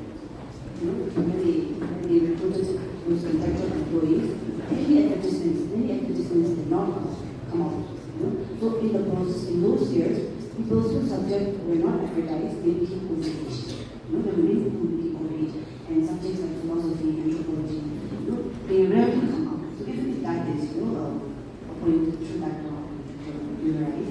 And it's not just a deprivation of the right to equal opportunity, but it's also a violation of the rights of the aspirants. Now, if they don't do acquisitions, they've already violated the rights of so many people who have become overaged. But now, if they fail to do acquisitions exposed, they're going to continue violating the rights of the present generation aspirants. When you want to talk about home case, I mean, somebody do it for free, I haven't seen it paid. So I understand, this thing. When I was to Supreme Court also, for teachers, I went begging around and get somebody do it for free. So that's what I'm saying. You're not expecting this thing. Yeah, regarding going to the court, the thing is that once the matter becomes sub judice, then we cannot protest also. And then we don't know when the court will bring the verdict. So I think it's quite risky. Once the matter goes to the court, then for us it's no use of sitting and discussing. So we will not have any more thing to discuss about. I've just seen this. It was a very big success. I said it's only 50%. We managed to get the government to revoke a very bad case. And if the government doesn't requisition these posts to the LPSC, I think the CTA and NNQ should protest again. And maybe this time you might get more support to this. Because maybe I'm seeing a number of people growing. Everybody is fed up with the ethics of the government. So think of a protest. It's a democratic form, it's a democratic right. It's nothing against democracy. Thank you. Those are very important points of views and practical suggestions as well. I think when we share ideas and interact with one another, normally we think that court case would be the best solution where you can find in the court. But there are other opposing views that when you take up such issues in the court, definitely the movement is dying down and it can die a natural death. So there's high chance for that as well, right? So I mean that will be decided by the NNQF and CITA leadership, but the reason for this conversation is to see what can be done best. And I'm sure we're getting hints of what will be the most practical steps at this moment. Do you also imagine or visualize any other solution in case requisition does not happen? Because you have no trust in government machinery at this point of time at all. So imagining that the requisition does not happen at all, despite the silent and the peaceful protests that you have been holding, and they will not listen. So can it go on like this forever without any time limit? So just to complete my point, that will be same as fighting the case in the court, because we're scared that if you start fighting the case in the court, the time will be gone, and students will need to be taught, will always lose their time. But if the protest keeps on going like this without listening to one another, will it be the same? That's something. So let's give a thought of that. Yeah, by any means, since the movement has started, so by any means, requisition has to be done. That is one thing. But even if requisition is done, doesn't mean that the battle ends there. The war will still continue. So the government also should know that yes, they saw the sentiments, the emotions of the people, of the children. That time we saw leaders telling them, "Oh, you please go home." No, we will not go. The anger did not still come out. But the government should not provoke the anger of the youngsters.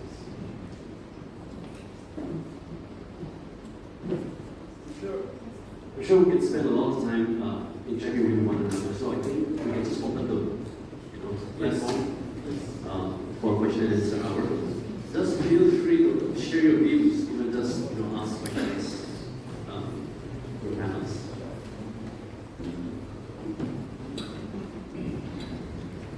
I think we have microphones there, right? Yeah. You will pass on the microphone, and if there's anyone who has written down their question on the chip paper,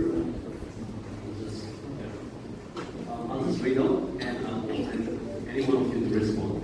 And let's make it quick, crisp, to the point, right? We are getting obsessed with the problem. Let's think about the solution from here now. Factoring the turn of events that occurred since the Syndicate and NQF protest till date, there are 3 questions now. What do we expect from the government? And why, second question, why have mainstream civil society organizations turned a blind eye? And third question, why did the church remain silent? We can be careful about church as well. We can't just, pay umbrella term of the church as well. Yes, of course, there are churches that really support. There are churches that are not really supporting as well. But yeah, that's still on that question.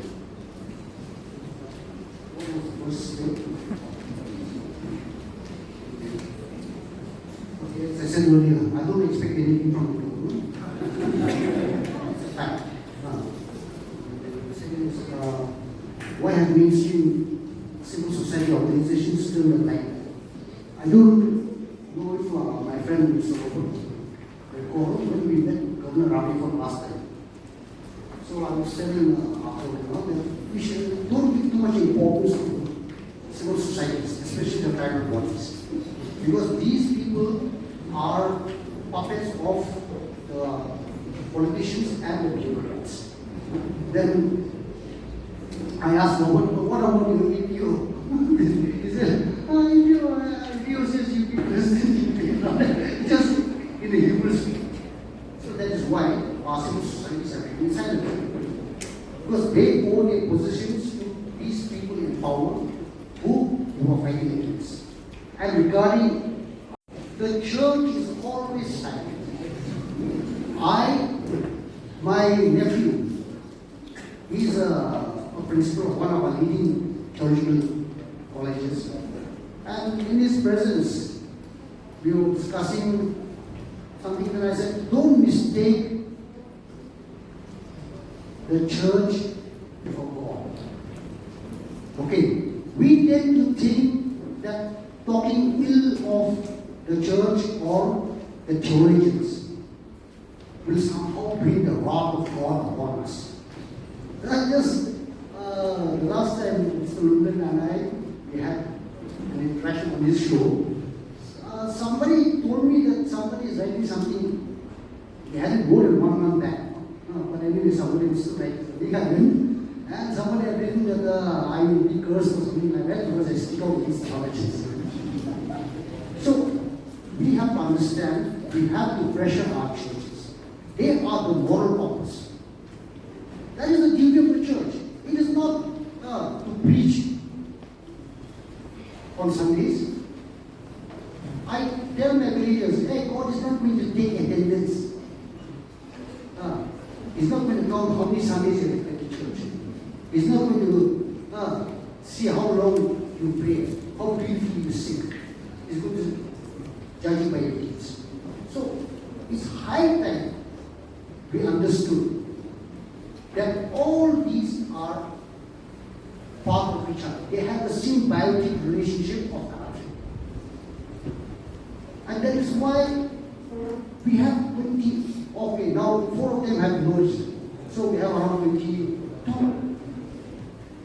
freedom fighting groups. Can you imagine? And all of them are connected. During the ULP elections in Singapore, when I was interviewed, I told them, okay, you vote for whoever you want, but don't vote for anyone connected with the undergrounds. I think more than half of them are connected with the undergrounds. Don't vote for anyone who's connected with corrupt officials. The remaining half are connected with corrupt officials. So, this is what we have to understand. We should not hold any expectation, false expectation of others. It is down to you. You decide. And my suggestion was the legal route. But if you have to go to the protest, I will stand by you. And you have to understand, each and every one of you must stand and be counted. Nobody else is going to help you of your own volition. You have to force it. So, God willing, if you protest loudly and well enough, you will force the government or the churches or the civil societies to do that. Thank you. I'm sure everyone will have opinion on that, but I think, as far as the question is concerned, let's just move on with other question. When one minute's response to this. Right? Yeah, please. I would like to give a ruling. Here I would like to explain. I think the church has not been silent. We have been quietly moving. I'm going to not view. Of course, as an organization, we have not been loud enough. I think they played their role in, influencing us morally. The fact that we're here fighting for justice. Maybe if you remember that there was a time when there was a certain call to set up for justice, and when we raised our hand and we prayed for us. So that commitment also plays a part.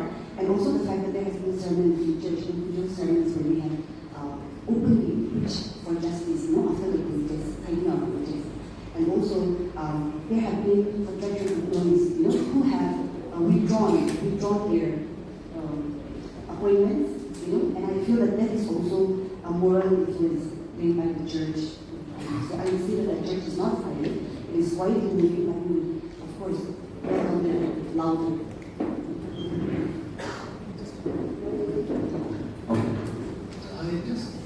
This thought just came to me.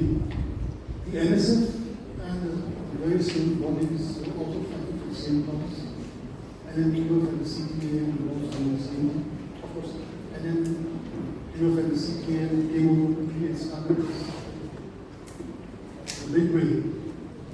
But the NSF also was from behind the scenes doing the same thing. So I'm just wondering, maybe there's some case of dynamics, internal dynamics. This wouldn't work out, but it would have been such a more powerful body if you all work together. It's just a thought.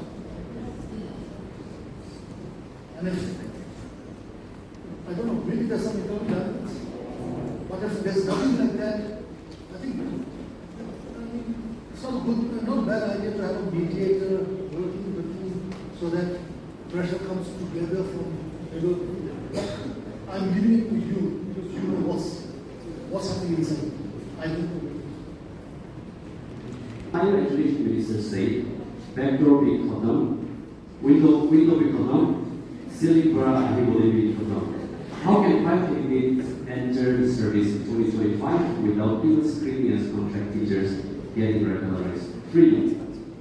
Does anyone have any answer to that? How can this get regularized?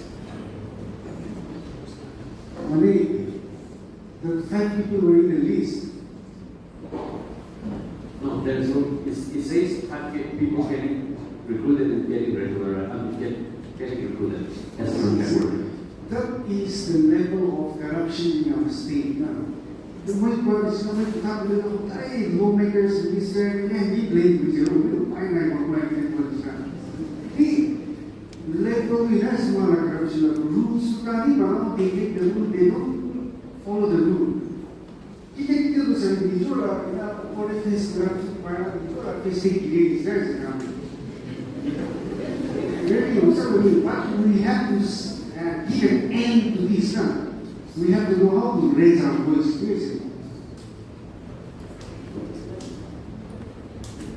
One thing that there are 5 candidates whose names have not been. That's a news that we've also heard. So we find the RTI recently, but even in the RTI, those names have not come out. So it's a very suspicious matter. Let's hold on that. Thank you. And the second question is, after so many years of attaining statehood, why there is rampant corruption in Nagaland? Those sitting ministers and MLAs are well educated about unemployment scenario and are well-spoken people in public. Are they hypocrites? Are they deliberately doing it?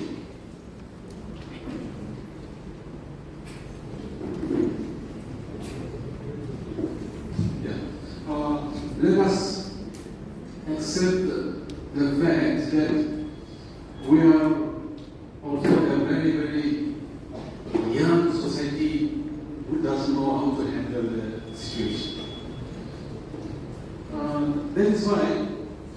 to start something new, we wanted to have dialogue with the government officials, those policymakers. Because this system, for this specific, we cannot point at one person. We have reached a point where we cannot say that I am not guilty just because I am not there in the government office. We are also all guilty. Today, if they come and have a good discussion, then maybe we would have learned a lot from them. Yes, no doubt, so much of corruption, and then this has been normalized, not since yesterday or today, since many, many years ago. No? So, we will start putting things right by righting the wrong. I will give you issue here, in this issue, where we went, I think we will go to the bottom of it. At least one case.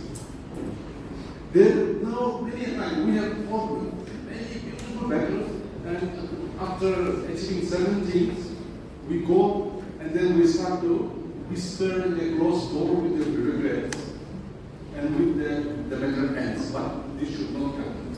We will go to the end, the bottom. Then only I think we can really bring a change. Thank you.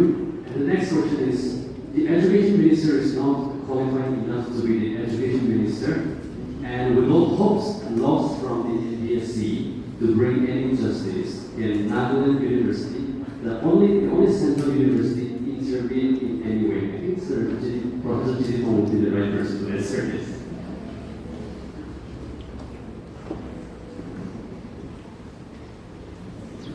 Now, the university has a mandate.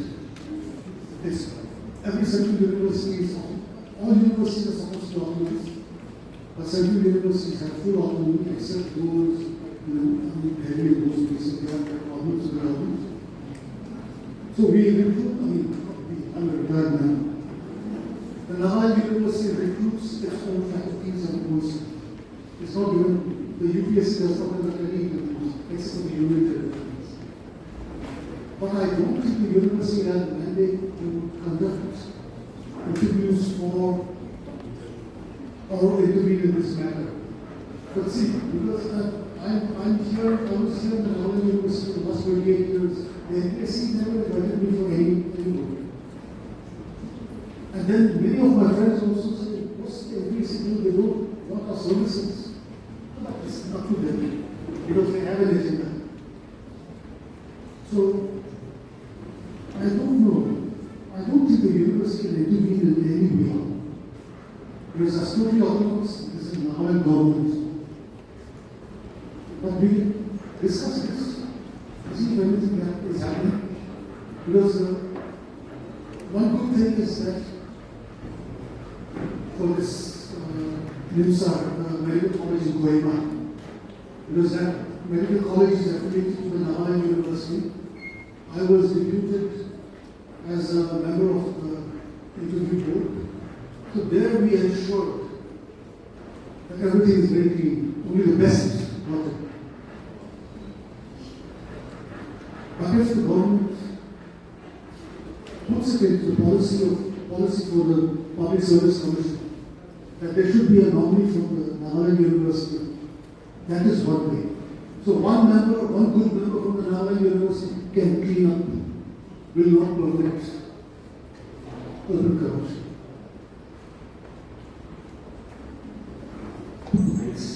Next question is, could AI conducted interviews be a game changer? It might offer benefits like reduced bias, standard evaluation, and increased efficiency. Has anyone ever used AI? No. I think I regularly use AI, so maybe just share quick thoughts. AI, when it's not handled by human, AI cannot do the work alone. So the subjectivity of this, subjective interpretation of the AI information will at the end of the day come from the human hands again. So that's the system we all are fighting for. So AI cannot do the things alone, right? And it's not, I think our officials who are part of the recruitment, it's not that they cannot carry out objective analysis of or evaluation. It's just that there is influence from somewhere or the other.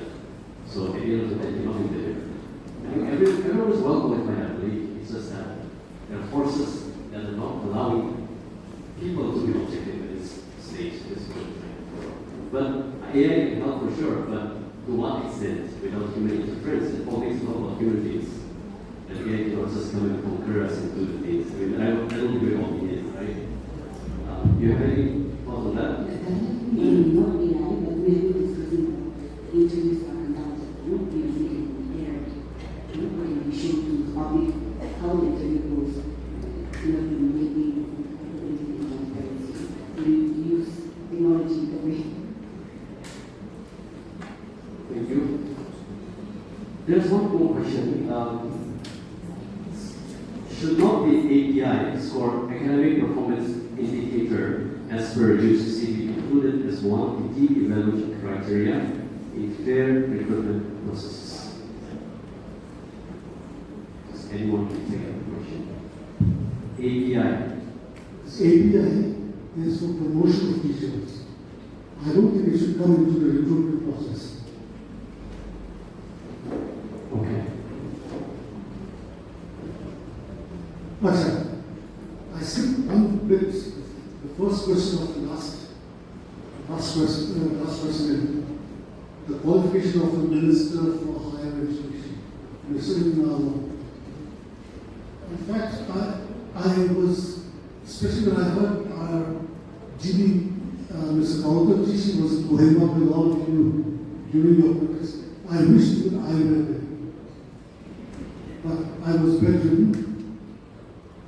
But then I thought, maybe I should also, maybe contribute to society by penning an article. So there in my article, probably to the second article, there I mentioned that the government should replace the minister by a highly qualified person. A qualified person should come as Minister for Higher Education. We're dealing with higher education. We cannot afford to have somebody without any qualifications come and guide the department. You look at some foreign countries like New Zealand, Australia, some places. The health minister is a doctor. The education minister is a retired or a professor. So, see, we have these people who run their countries, that's what their countries are so successful. If you wins and fancies and by party pressure, Nagaland will collapse. But at least let's not allow higher education to collapse. All of you, we are, Mr. Kauta has already assured you of his support. You have support of the KDP. And maybe I also join today. We can gather a lot of people who can support you. We will support you. But we need to see you stand up. Next question. Why does this corruption occur? Article 32, Constitutional Remedies. Seyiekhotuo.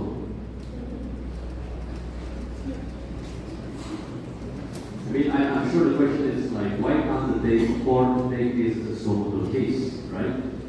So, maybe, Seyiekhotuo. See, in life, it's all a question of accountability.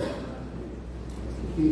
So India has become so corrupt because there is no accountability. It is not natural. See, in China, you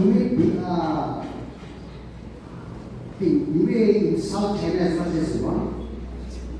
You may talk bad about it. But when they catch government officials, corrupt government officials, they shoot them. But here in India, you see the corrupt are enjoying life. So the Nagas, I keep saying this, Nagas have learned the worst of the Indians, but nothing, because they have very good aspects of Indians also, but none of them. Okay, traffic rules also we don't follow. Look at Mizoram. Look at Nagaland, especially Dimapur. Look at as I said earlier, churches also only offices, everybody wants to build houses, are underground factions. I am the first first and only person who has called them financial freedom fighters. Yes, this is the articles, you know. I came across one Facebook YouTube video of a beautiful place somewhere in one district, okay? You have all these lakes, islands of things, and you comment something. The owner is the leader of some other faction. Our church leaders also. One old person was telling me about their pastor demanding a scorpio. I said, hey, you sit behind us. We have moved to know us. No, this has become our way of life because there is no accountability. We have become hypocrites because nobody calls them out. In my last interview with Muslim, we talked about people having issue with the way I say things. Well, I call them out. I call them thieves. When I was on Northeast Line, Mr. Baskin Hussain was very upset because I said, Rio is a liar. No, but unless we call these people out, they will be hypocrites. They will think that they can go away with it. But when you call them out, shame is a very powerful human emotion. You have to shame them into good things if you cannot punish them. So Indian law is very relaxed, but at least we will shame them. Now, I keep trying to tell the theologians that accept money from any source. It's okay. Whether he's a drug peddler or a bootlegger, a prostitute, a thief, accept his money. But don't give him importance in the church. Now, when you start giving importance to people who donate the most, not on their character, then you're supporting corruption. So things like this. Accountability, and where there is no accountability, we have to shame them. That's my thing. That's why corruption is so prevalent, not only in Ireland, but across. Thank you. The next question. I think some very important question, bringing down to the individual, something about individual, political justice and things, something like that. I feel this, the reason why Gandhi's revolution shook the world, and it continues very deeply, more and more deeply all across the world. Rejected violently, but also in the middle. I think because he was the one who said, be the change you want to see in the world. We know it. But go into it. Be the change you want to see in the world. So this person touched that. And he said, a European journalist, through the very busy days of the feudal struggle, Gandhi was busy the whole day, and he was asked by a journalist who wanted to file his report back to his paper for that day. So he came to Gandhi and said, Gandhiji, what is your message? Gandhiji said, my life is my message. Then the journalist was stunned. He said, well, what is the message of my life? He's trying to think. And I feel that, it has to be brought down to each one of us. Otherwise, I'm afraid it dries out. I was personally inspired to start the change that I want to see in my life because of a number of friends' examples. There was a very talented, famous church organist. He was Fraser. He was in a church in Edinburgh, Scotland. And he played the Jewish organ in the church. And he said, when he faced this question, be the change you want to see in the world, for him, as he asked God, where does it start with me?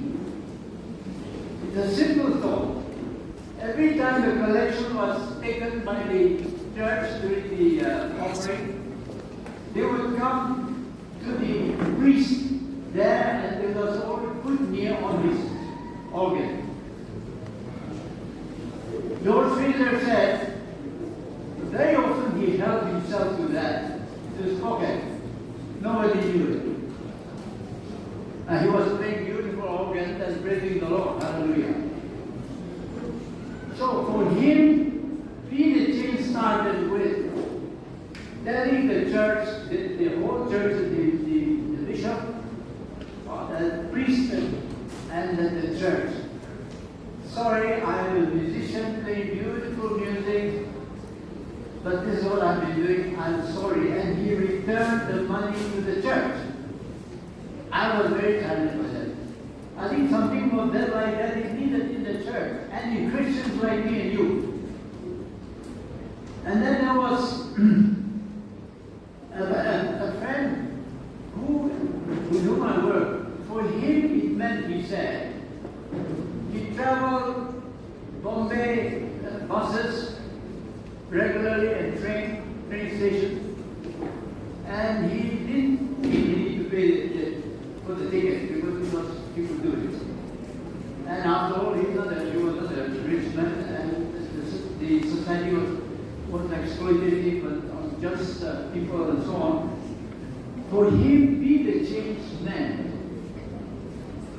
Working out a rough, generous calculation and say to go to the bus BST Bombay, the managing director, and the Bombay Railways, those people, lot of times, and just say that this is a very humble beginning, but this is what I've been doing. I'm against corruption in India, and society became too bad. But I have been told by the inner voice, my creator, that I should do this. Now, very small thing. But for him, that was the change, the beginning. Now, just I'm talking about the beginning. And these things challenged me so much that I was trying to do that. So for me, it was to just spend enough time early in the morning, read my Bible, pray. I worship God. Do this because you are from God. After all, you are God. Do this for me, for my family, my friend, my village, etc., etc. But I never asked God, do you have anything to say back to me? Because I said, I'm such an ordinary fellow. I can't make any change in me to affect society. But I thought that because He had created me in His own image, I should be claim responsibility with all my smallness, limitations, and say, do you have anything to say to me? Against all these stories I've told from friends, I really tried to find out. And I wrote them down. I had to be completely honest with my father because I was in Madras University, Madras Christian College. He sent me there, our family sent me there.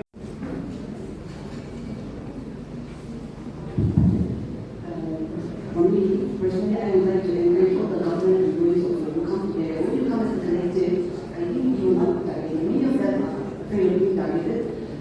Even with regard to the movement, how far has it come as a movement? The involvement of people becomes really difficult. There are just a few people running and doing the job, and some people they have to stay behind. So that has been a problem, even in the movement. So with regard to the government employees as well as youth members or citizen members, I think when you come as a collective, that way you can stand up for yourself, you're standing for others as well. So instead of, you can either go for racial loss approach or also come as a collective. The movement will go and come as a collective. Thank you. I would encourage all of you to read up how whistleblowers risk their life to whistleblow the crimes committed by the government around the country, and you'll be inspired, I believe. There's the next question. Since the findings of high-power committee is still vague and unknown to public brain, What will be our next move and when will it be? Here's the one stern supporter. Since the report of the High Committee Power, High Power Committee is still vague and unknown to the public, what will be the next step and when this next step will be? Yeah, about that, the report of the High Commons Committee, we are told that it has reached the cabinet, and then something is there. That's why I'm going to still disclose it to us. And simply on our presumption, we cannot judge. My point is that, okay, whether they will go for regulation or not, but even if it goes, what will be our next step? That is what I think we need to discuss. No, even if it is positive, even if it is in our favor, what will be our next step? And how do we go to the bottom of this issue? The next step that we have, one thing that we signed a petition that we're sending to the chief minister with regard to the market transparency of the CDC. And another thing that we want to do is to discuss the next step so you can put out your opinions. Next question is, I think it's repeated, but let me just read out. Why different CSOs in Nagaland fall to the sweet, empty assurance of government of Nagaland? Why do the CSO fall prey to the sweet, empty assurance of government of Nagaland? I feel like that has been addressed from the beginning, right, many times. So next question will jump. Who should be held responsible for the current situation involving 147 backdoor appointment, the politician or the people of Nagaland? After all, it is the people who elected these leaders in power.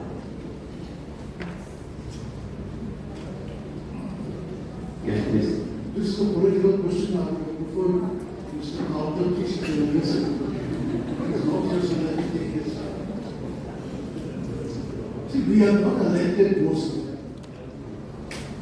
Corruption, elections are very dirty. Mr. Keynote contested, he lost.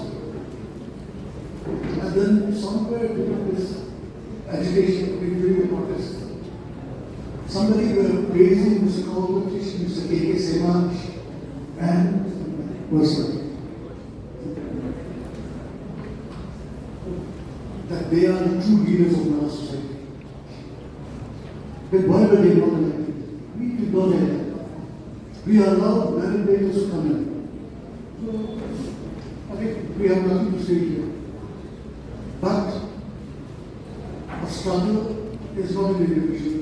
It's not an individual problem. It's society. It's a society. We all have to be united. And if things don't happen this time, another progress. Start continue the progress.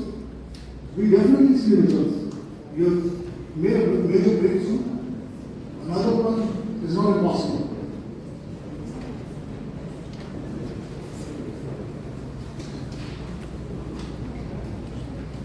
Will there be anyone before we conclude who would like to just grab the mic and ask questions?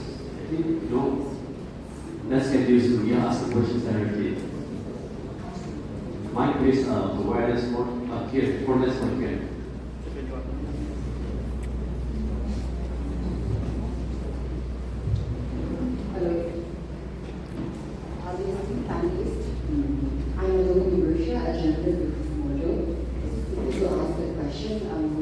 My question goes out to Professor Tong and Uncle Recruitment. A common question for you both, because I wanted to go from the perspective of a former government employee, from you, Professor Tong, and Uncle Recruitment, from you as a perspective. Our society is one as such where the public, their trust in the government is very fragile. So, taking the opportunity of such movements, such youth-led movements like this, how can this be an opportunity to build that trust to the government for fair governance? That's what I want to do. Let me take it first.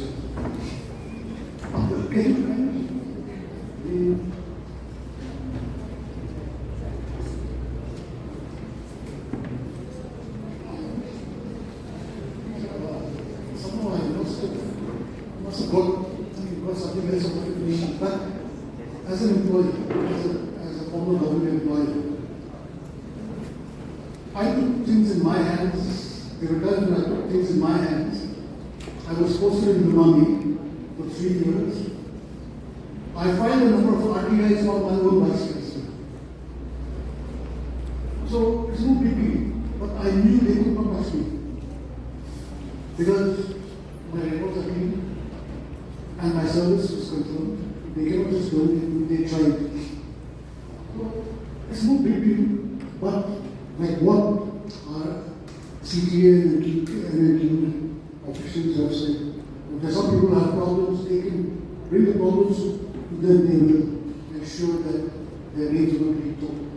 I think I got the gist of that. I'm not very sure of the person. So my question is, how can such youth-led movements like this rebuild the public's faith in the government and fair governance? Fair governance by not remaining silent.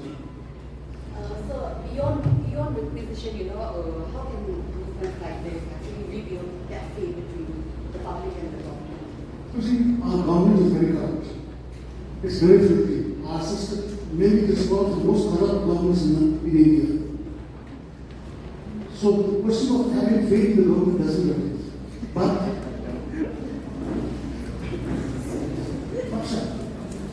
the government can, but I don't know if the government will take this responsibility to build good relations, will help us build faith. I don't think it will happen. There will be progress, there will be clean out the system. And we have already cleaned out a portion of the system. There was one to the 147, but the fight is still there. Otherwise, I don't see any hope. And maybe Mr. Powell.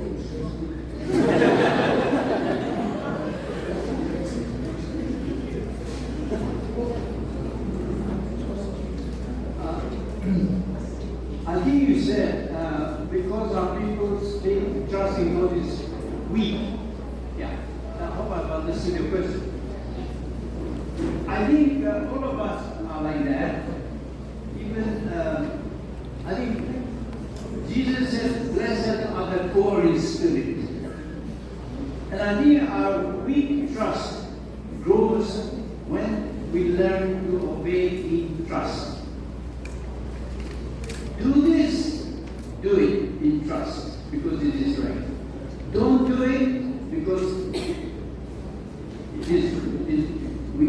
we see it is wrong. Now that's a very difficult thing to do.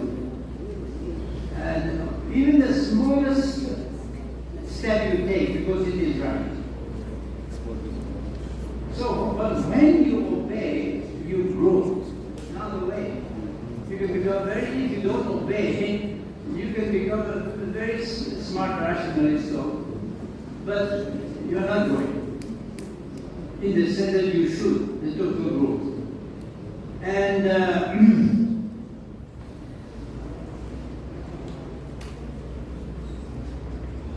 this thing about Jesus saying, "Blessed are the poor in spirit," for me, when I was really trying to sort things out in my life, I said, "My God, what a wonderful thing he said. I never took notice of it." So very often I just knelt on my knees and said, "God, I'm trying to do what is right." I'm such a crystal. But I'm hungry for it. I'm hungry for the bread of life. Okay? We all know what it is.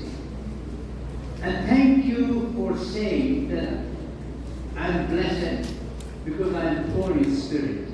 For theirs is the kingdom of heaven. The just society will have come out of that kind of obedience.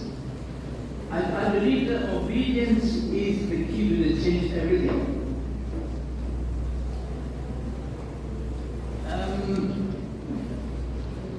Otherwise, we will go through life learning to rationalize, explain away, and we are in due course dead in our soul and conscience. My wife once told me after we were married for about 8 or 9 years, she said, you've been trying to be good for so many years, then you have become quite good. But I find so difficult living with your refined temper and your very clever ways of telling lies. I was shattered, and she was in tears. She said, I tried to point out where I and your wife feel unhappy, you are wrong. You're trying to exaggerate, or you're trying to give a spin for your own advantage or something. You're not doing very big things, because your message is to change the world, give me the change. But when I cannot point it out to you, because you are so aggressive in the way you answer me. And your argument is so well worked out by now. Your lives are so well developed. I don't know how to do it. I didn't know you were like this when I said yes to you. I just stood there, not know what to say. So after some time I said, I don't know what to say, but please don't be controlled by my bad temper anymore. Tell me whenever you see anything that is smelly, you feel unhappy in your soul. You don't like it. I will never like it because I'm such a man born from whom Christ died, okay? So I will never be happy, but I'll be quiet. And just say, I hate it, but thank you for correcting me.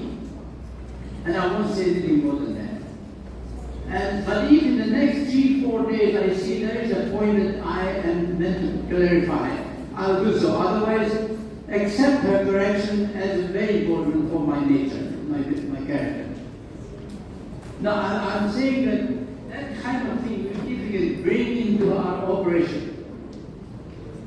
I think the trust that we are feeling is weak will be just strong enough every moment for the task we are meant to do, to be the change you want to see. For that moment, we may not be a Gandhi or somebody he's in Francis, but you will be fighting the right battle, which will give hope to other people. I think that we see that in the lives of people. Our politicians, our bureaucrats, they will find hope. Because many of them don't want to be like that, but they feel that the only way to go ahead because we have to win the next election.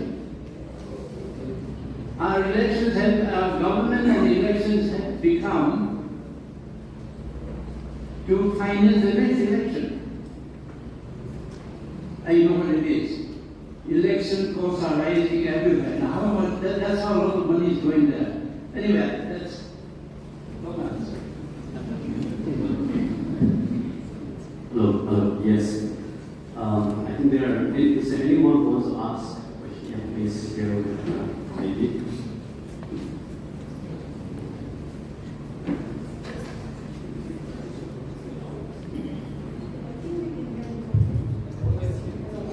I am Keynote from Hong TV, and we've also been covering for the assistance of assistants and NQF. I have one question. When you were speaking about or going to the board as well, one statement by the convener, the president of CTEM, was that financial constraints, because of the financial constraints, we may not be able to take more. However, when the previous time, I think you also mentioned about fighting a lot of corruption even in other departments as well. So do you think it would be practical to fight against corruption in other departments as well without being able to take it to the court? Do you think you will be able to fight justice just like you did this time? Obviously, the requisition is still impending. However, in the long run, without going to war or with financial constraints, do you think it would be practical to fight for justice, especially for the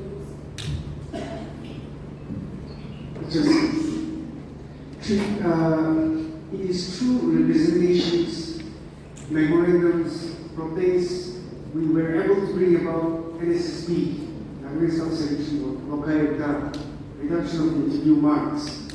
Now, earlier the ATC does not give the marks after the result, but now after pressuring them, now they give the marks of the individual ones. Supposing if I appear exam, I can write to the ATC, I can see my marks, my individual marks, of course not the others.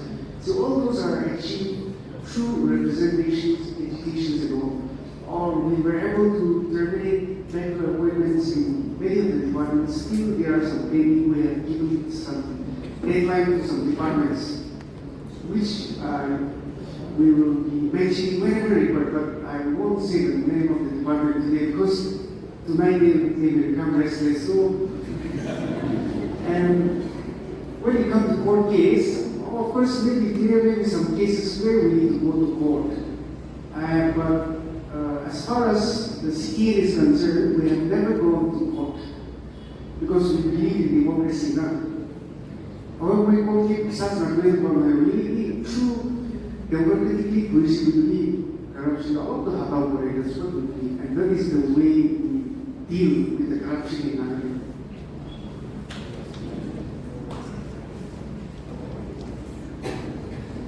Maybe you can take one last question. Do we have any? Just next to you. It's not communication here.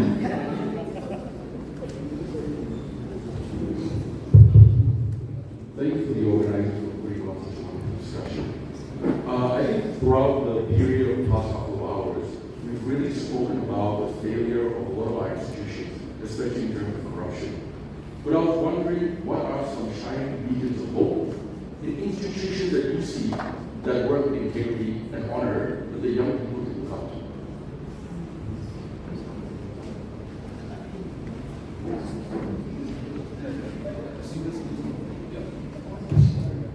I'll repeat that one more time.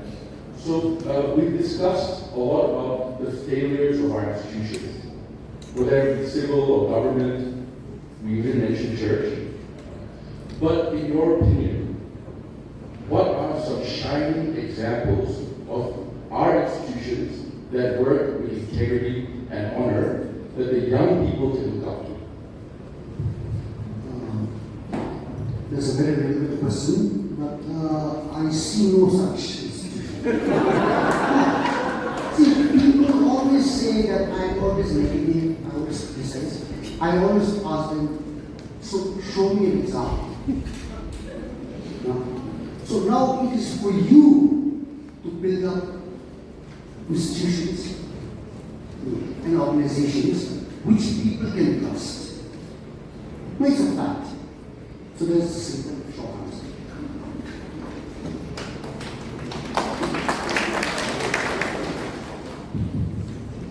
I think my knowledge is very limited, but I think the music, the government is giving support to the music schools in Nagaland.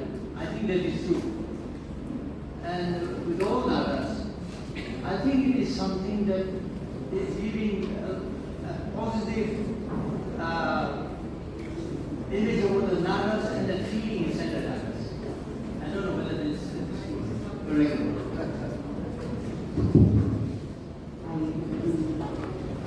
I think instead of a particular institution or a person, we have a tendency to look up to a person as a hero and an institution to look up to.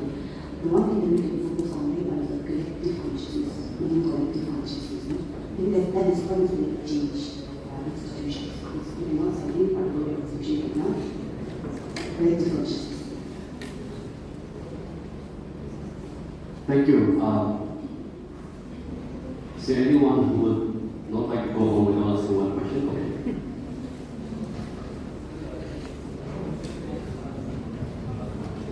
Thank you, Mr. Roman. And it was a pleasure to be with you all today. It's been as a from BNZ podcast. My question to our honorable speakers on the dais is, do you think, hand in hand with our Naga Mothers Association and the Naga Students Federation, living our defense society, do you think a movement with them together can take us closer to our goal. Because our civil society should not just focus on Naga national movement. Naga Mothers Association locally undergone Kalama, engineer doctor program, student Kalama. So I think building a movement with our civil society will help us achieve our goal. Thank you. Yeah. Well, thank you so much for the question. To club with them, I think there is no question of club. Once they do the right thing, then we also will join them and then we will become their follower. If they do the right thing. The reason why these two organizations, because the apex body, they are not doing what they are supposed to do. Once they do the right thing, then we also can dissolve these two organizations and join them. But our apex bodies, I'm sorry to say this, but yeah, you can call me Mr. Negative, they are very negative. But I cannot understand, you see, the undergrounds, they are praying and fasting. No. The churches, they are making alcoholism. No? Then the students union, they are fighting for our freedom.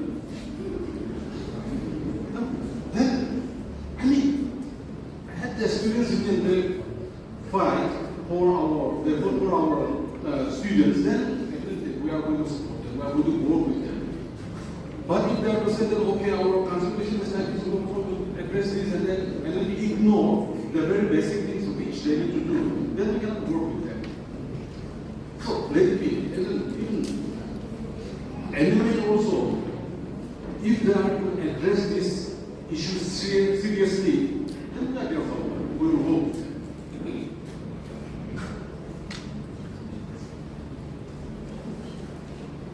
You have got answers to all your questions. We have sat here for quite a long time and truly appreciate your patience. Sure. I forgot one name. When I talked to Mr. P.K. Seva, Mr. Paolo TC, even engineer national have to discuss. But on social media, they were praised as our heroes. But we did not vote for justice. I forgot his name, justice. When election was, those things were going on, one of his own, very close to, the one who is very close to him, said, I want Keynote in the assembly. Because he is going to bark like a mad dog. Then I said, no, he's going to roar like a lion. Even if everyone goes away, he will just sit alone and he will just keep on fighting and speaking the truth and fight for us. That is what that was my response to him. And then even a person like Engineer National, if one of them enters the assembly, then they are going to make a very big difference and they are going to be the biggest thorn in the face of our politicians.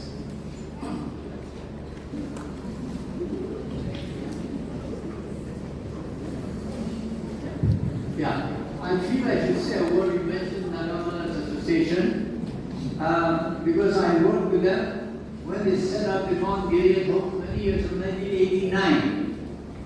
And to say that they are very, very burdened women because you have to run the whole family and they have very little time. They are stretched beyond their capacity to carry things. Not public issues, big things they take up. But the family burdens are so great because the children are going through very difficult questions, facing very difficult questions. One of the husbands, I think, failed to say, not do it properly in their jobs. So they have to fight on issues that are very big, but they have made a mark on our our people's imagination as mothers. So I want to say that they should be understood and appreciated for the role they have played, and they will, anything that goes wrong directly, they'll take it up. But they are very overburdened people, members of our society. Thank you. Thank you. It has been a very enriching interaction. I'm sure all of you benefited in one way or the other. And we walk away with some conviction in our life that maybe I may be alone, but it's when the time comes, it's always good to stand up for ourselves. And when you stand up, there's a ripple effect, and it touches everyone's heart. And I think that's how the movement begins, and that's where you all are. So truly appreciate it. And I know it's not easy to sit and listen, and those who talk want to keep talking and talking. Keep repeating the same thing. So thanks for your patience and for sitting for more than 2 hours with us. And for a concluding remark, I would like to request Uncle Seyiekhotuo, just a quick thought as one of the eldest in the panelists to leave us with a quick thought for the movement forward and encouragement. Thank you. Well, I've talked so much that I feel that somebody raised the matter of what about the individual. It comes down to what you as individual, I as individual, how far I will obey the sense that something has to be done and say that somebody has to do it. No matter who you are, if you say what should be done at my level, at my situation, I will fight like hell.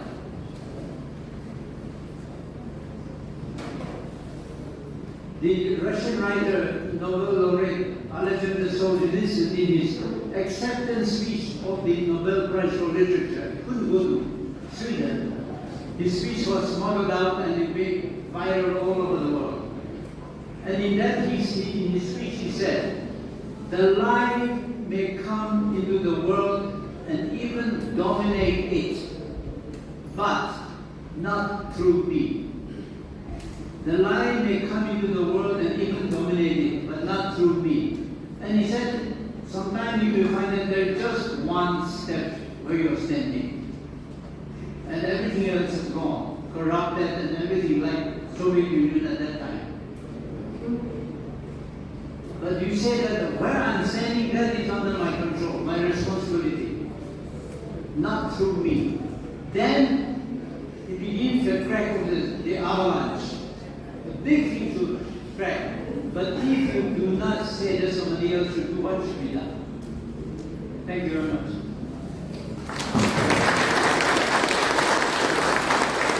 Now it's your turn. Our panelists, we're done. Now it's time for suggestions from audience, like for any suggestions, for any feedback on how to go about the upcoming step or upcoming steps. So this is a request to the organizers that feel free to share any suggestions, any feedback, how you would like to suggest for this movement to take forward.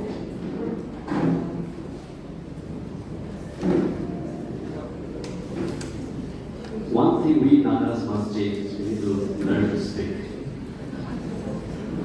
We learn to comment on social media as much as we need to learn to speak.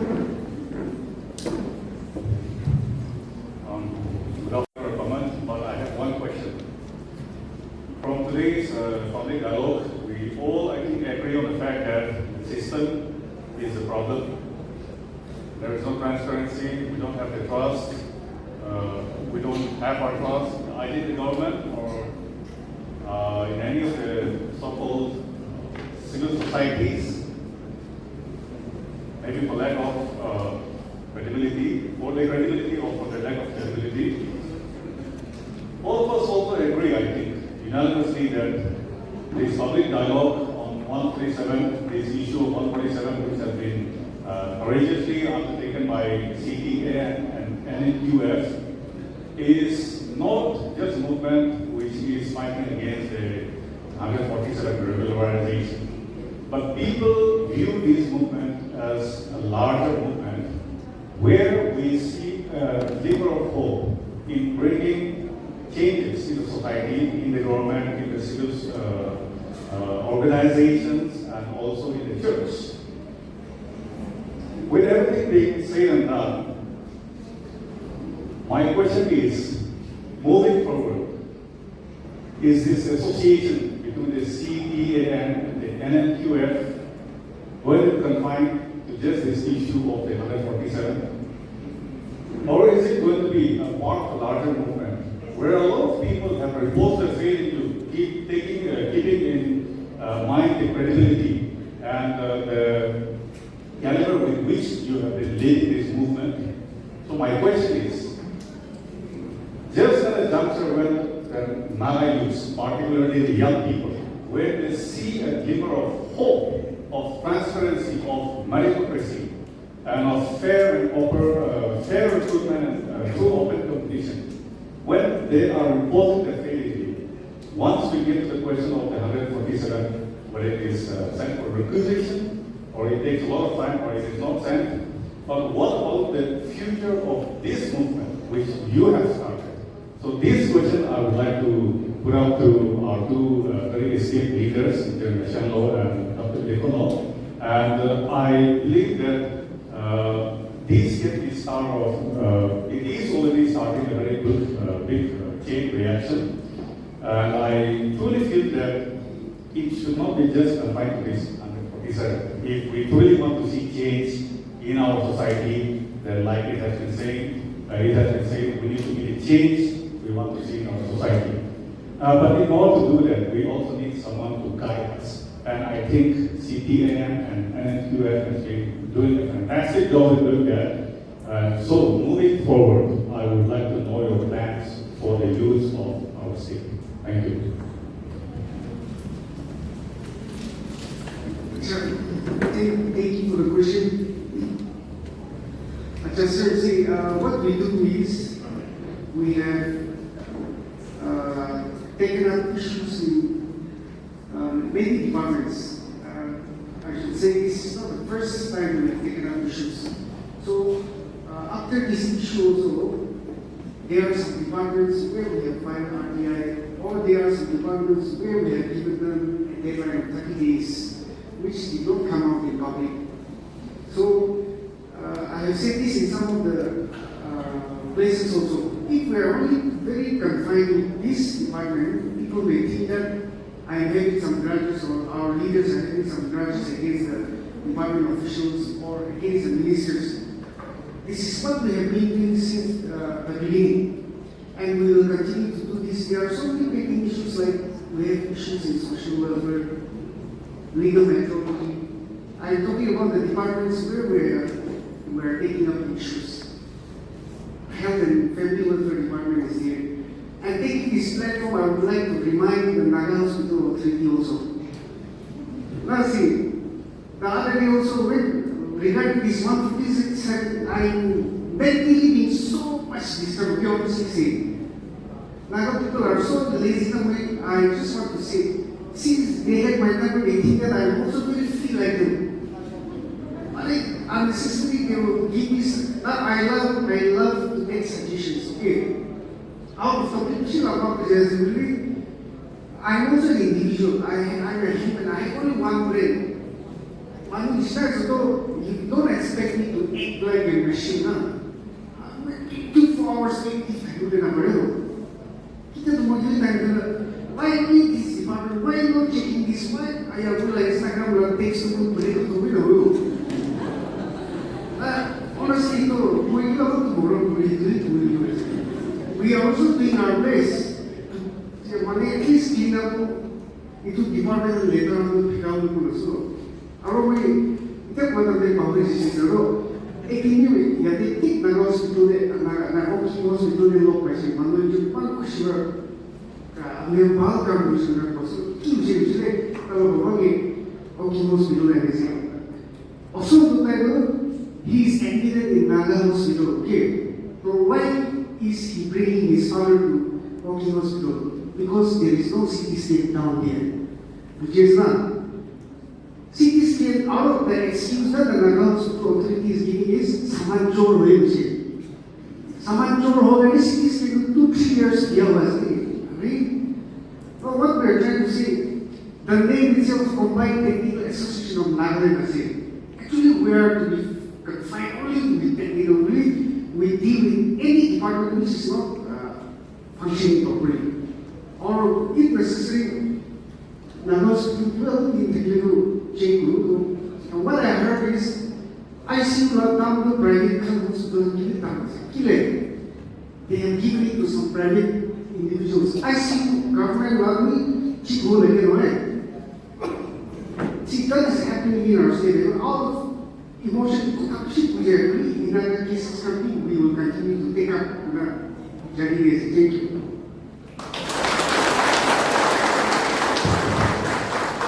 I would also like to respond to that. As a team, we've been a very good team working together in university term, and I thank you for reminding us that that we have the public support. As long as we have the public support, we will take up issues, particularly with this public dialogue. If this is a good successful, maybe the next we will take up another issue to discuss. But for other issues, there are certain issues that certain handles differently and NPO handles differently. If they invite us to collaborate with them, surely do that. And also, if there are issues, we will ask them to collaborate. So to extend on that, see this public dialogue, maybe we will continue to take it forward for other issues as well.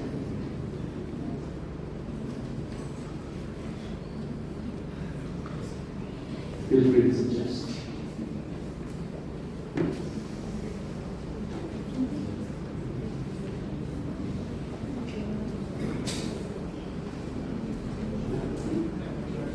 Now, okay, here's the gentleman there.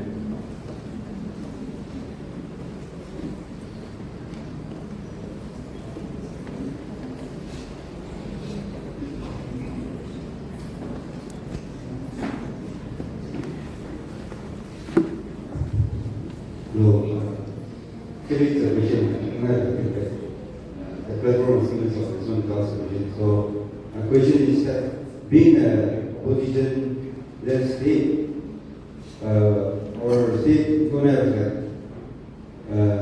the government is not even serious and not taking up over administration, whatever field. Like I would like to give some example like small project like in Miniti Gate in Itima. Is written welcome to hills of Nagaland. It's written only to hills. They even put there. So it reflects our government that they're not serious even from the smallest step. So big projects like not setting up for the sake lab or building high court, all this have been coming up and it's been neglected, especially by the government. So what should we as a society do and what like the measures should we do? That's my question. Thank you.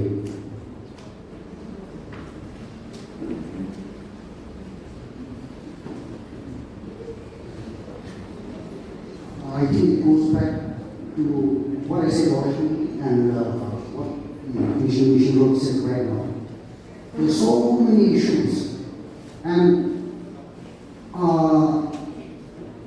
we cannot always hope that somebody else will take it up. So we have to stand up with anyone who takes up any issue. Okay, when this 147 people were agitating, one YouTuber from one district called me up and he said, it is only for 147 people. Whereas my issues are for villages across Nagaland. So in one way he had a valid point. So this we must understand, if we are to change society, the change begins with you. You have to stand up. And we need a total rebuild of all our institutions. Like government institutions we cannot change, but when we change the civil institutions, like the churches or civil societies, then it affects the government institutions. So we have seen this corruption everywhere. Jal Jeevan Mission. How many villages have drinking water? It's only name. Everything else is only names. So it's good that we brought up even the signboard. Not even they are maybe saving money, not paying, not for 100 meters. We don't know. Outside my house also became an armed mentality. The road was being built and they wanted to build a drainage, but my neighbors, they refused. See, we want to live in cities, we want to live in the middle towns, but we don't have the civic sense to allow drainage. And the major cause of the bad roads in our lack of drainage. So things like that. No, we cannot always blame the government. Of course, I blame the government because they are not proactive. But again, a vast part of the blame lies with us. See, I was called up 2 years back by one of our national media houses. They wanted to do a hit piece of Mr. Liu. So I talk bad about him, but I don't blame him for the mess we are in. He's part of the problem, but he's not the sole cause. We are also part of the problem. So I told him, no, corruption in Nagaland is endemic. It is not the CM's fault. The fault is the workers, starting with the villages. I keep emphasizing that corruption starts in the villages. So we have to understand that all of us are responsible for the corruption we are facing. So that answers everything.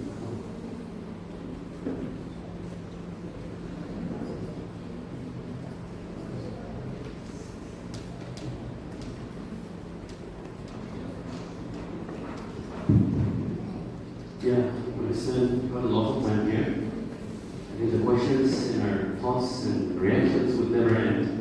And let's continue the conversation. Let's continue the discourse. We're gathering here just to be able to speak to each other. Otherwise, thanks to internet, with powerful social media platforms, we can always carry our conversation there and engage with one another for better of our society. And I would like to now give time to the organizer to say something like maybe a vote of thanks. Yeah, a vote of thanks.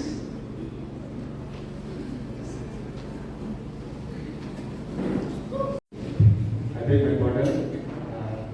Since I was not able to name out all our speakers individually, time is running out. So, but I, on behalf of the CDN and NNQF, would like to propose our heartful and thankful gratitude to our speakers. Your vibrant and insightful thoughts has teach us the young futures of Nagaland. We once again thank you so much for your time. Since the time is running out, I will read out the names of the organizations and individuals we have worked out or we have met our events a successful one. We would like to thank Angami Women Organization for the generous use of the halls and the facilities and the content available at our convenience. We also would like to acknowledge Victory Church of all nations for giving us this space. And we also would like to thank the technicians, the sound system operators, and the church staff for your dedication towards our programs. We also would like to acknowledge Mr. Poco and team for internet connection. We also would like to thank all the Nagaland Taxi Association for fundings, postures, for your generosity. We acknowledge your generosity on behalf of CPN and NQF. We also would like to acknowledge the organizations, Gesit, TV, Jehovah, and the Circle Together for your insightful thoughts and for your sacrifices, for your dedications, and for your advice. Without successful. But because of your guidance and because of your support, our efforts has become a successful one. Therefore, thank you once again. I also would like to special thanks goes to Sir Wong Cho for your coverage and for your time, for your energy, and also for your creative ideas and all these connections and all these materials free of cost. That's why on behalf of the CTN and NKF, we could not able to give you anything, but our prayers are with you. I also like to thank all the participants, attendees of today's program. Your dedications have made our program a fruitful and a colorful one. I also like to special thanks goes to our media fraternity, print, digital, radio. Because of your coverage, our 147, our famous 147 mission has been a successful one. That's why we, on behalf of the association, we are really, really thankful from the bottom of our heart. I wish our prayers are with you, and I wish may the Almighty God will bless you with an aspiring blessing.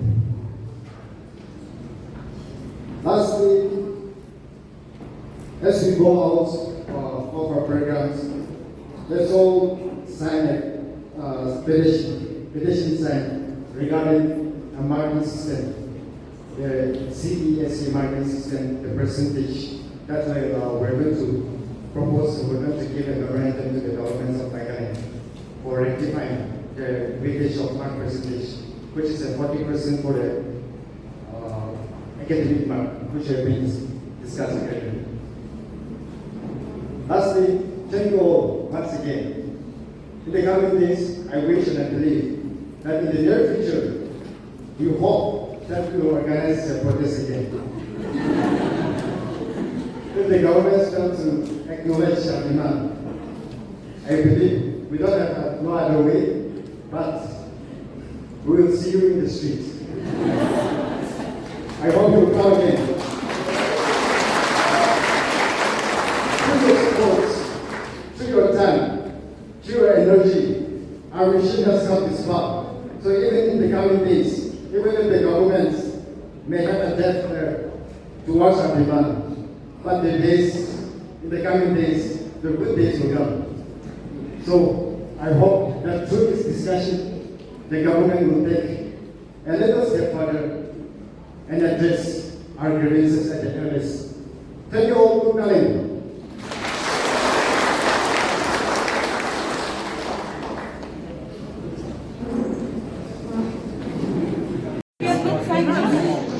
If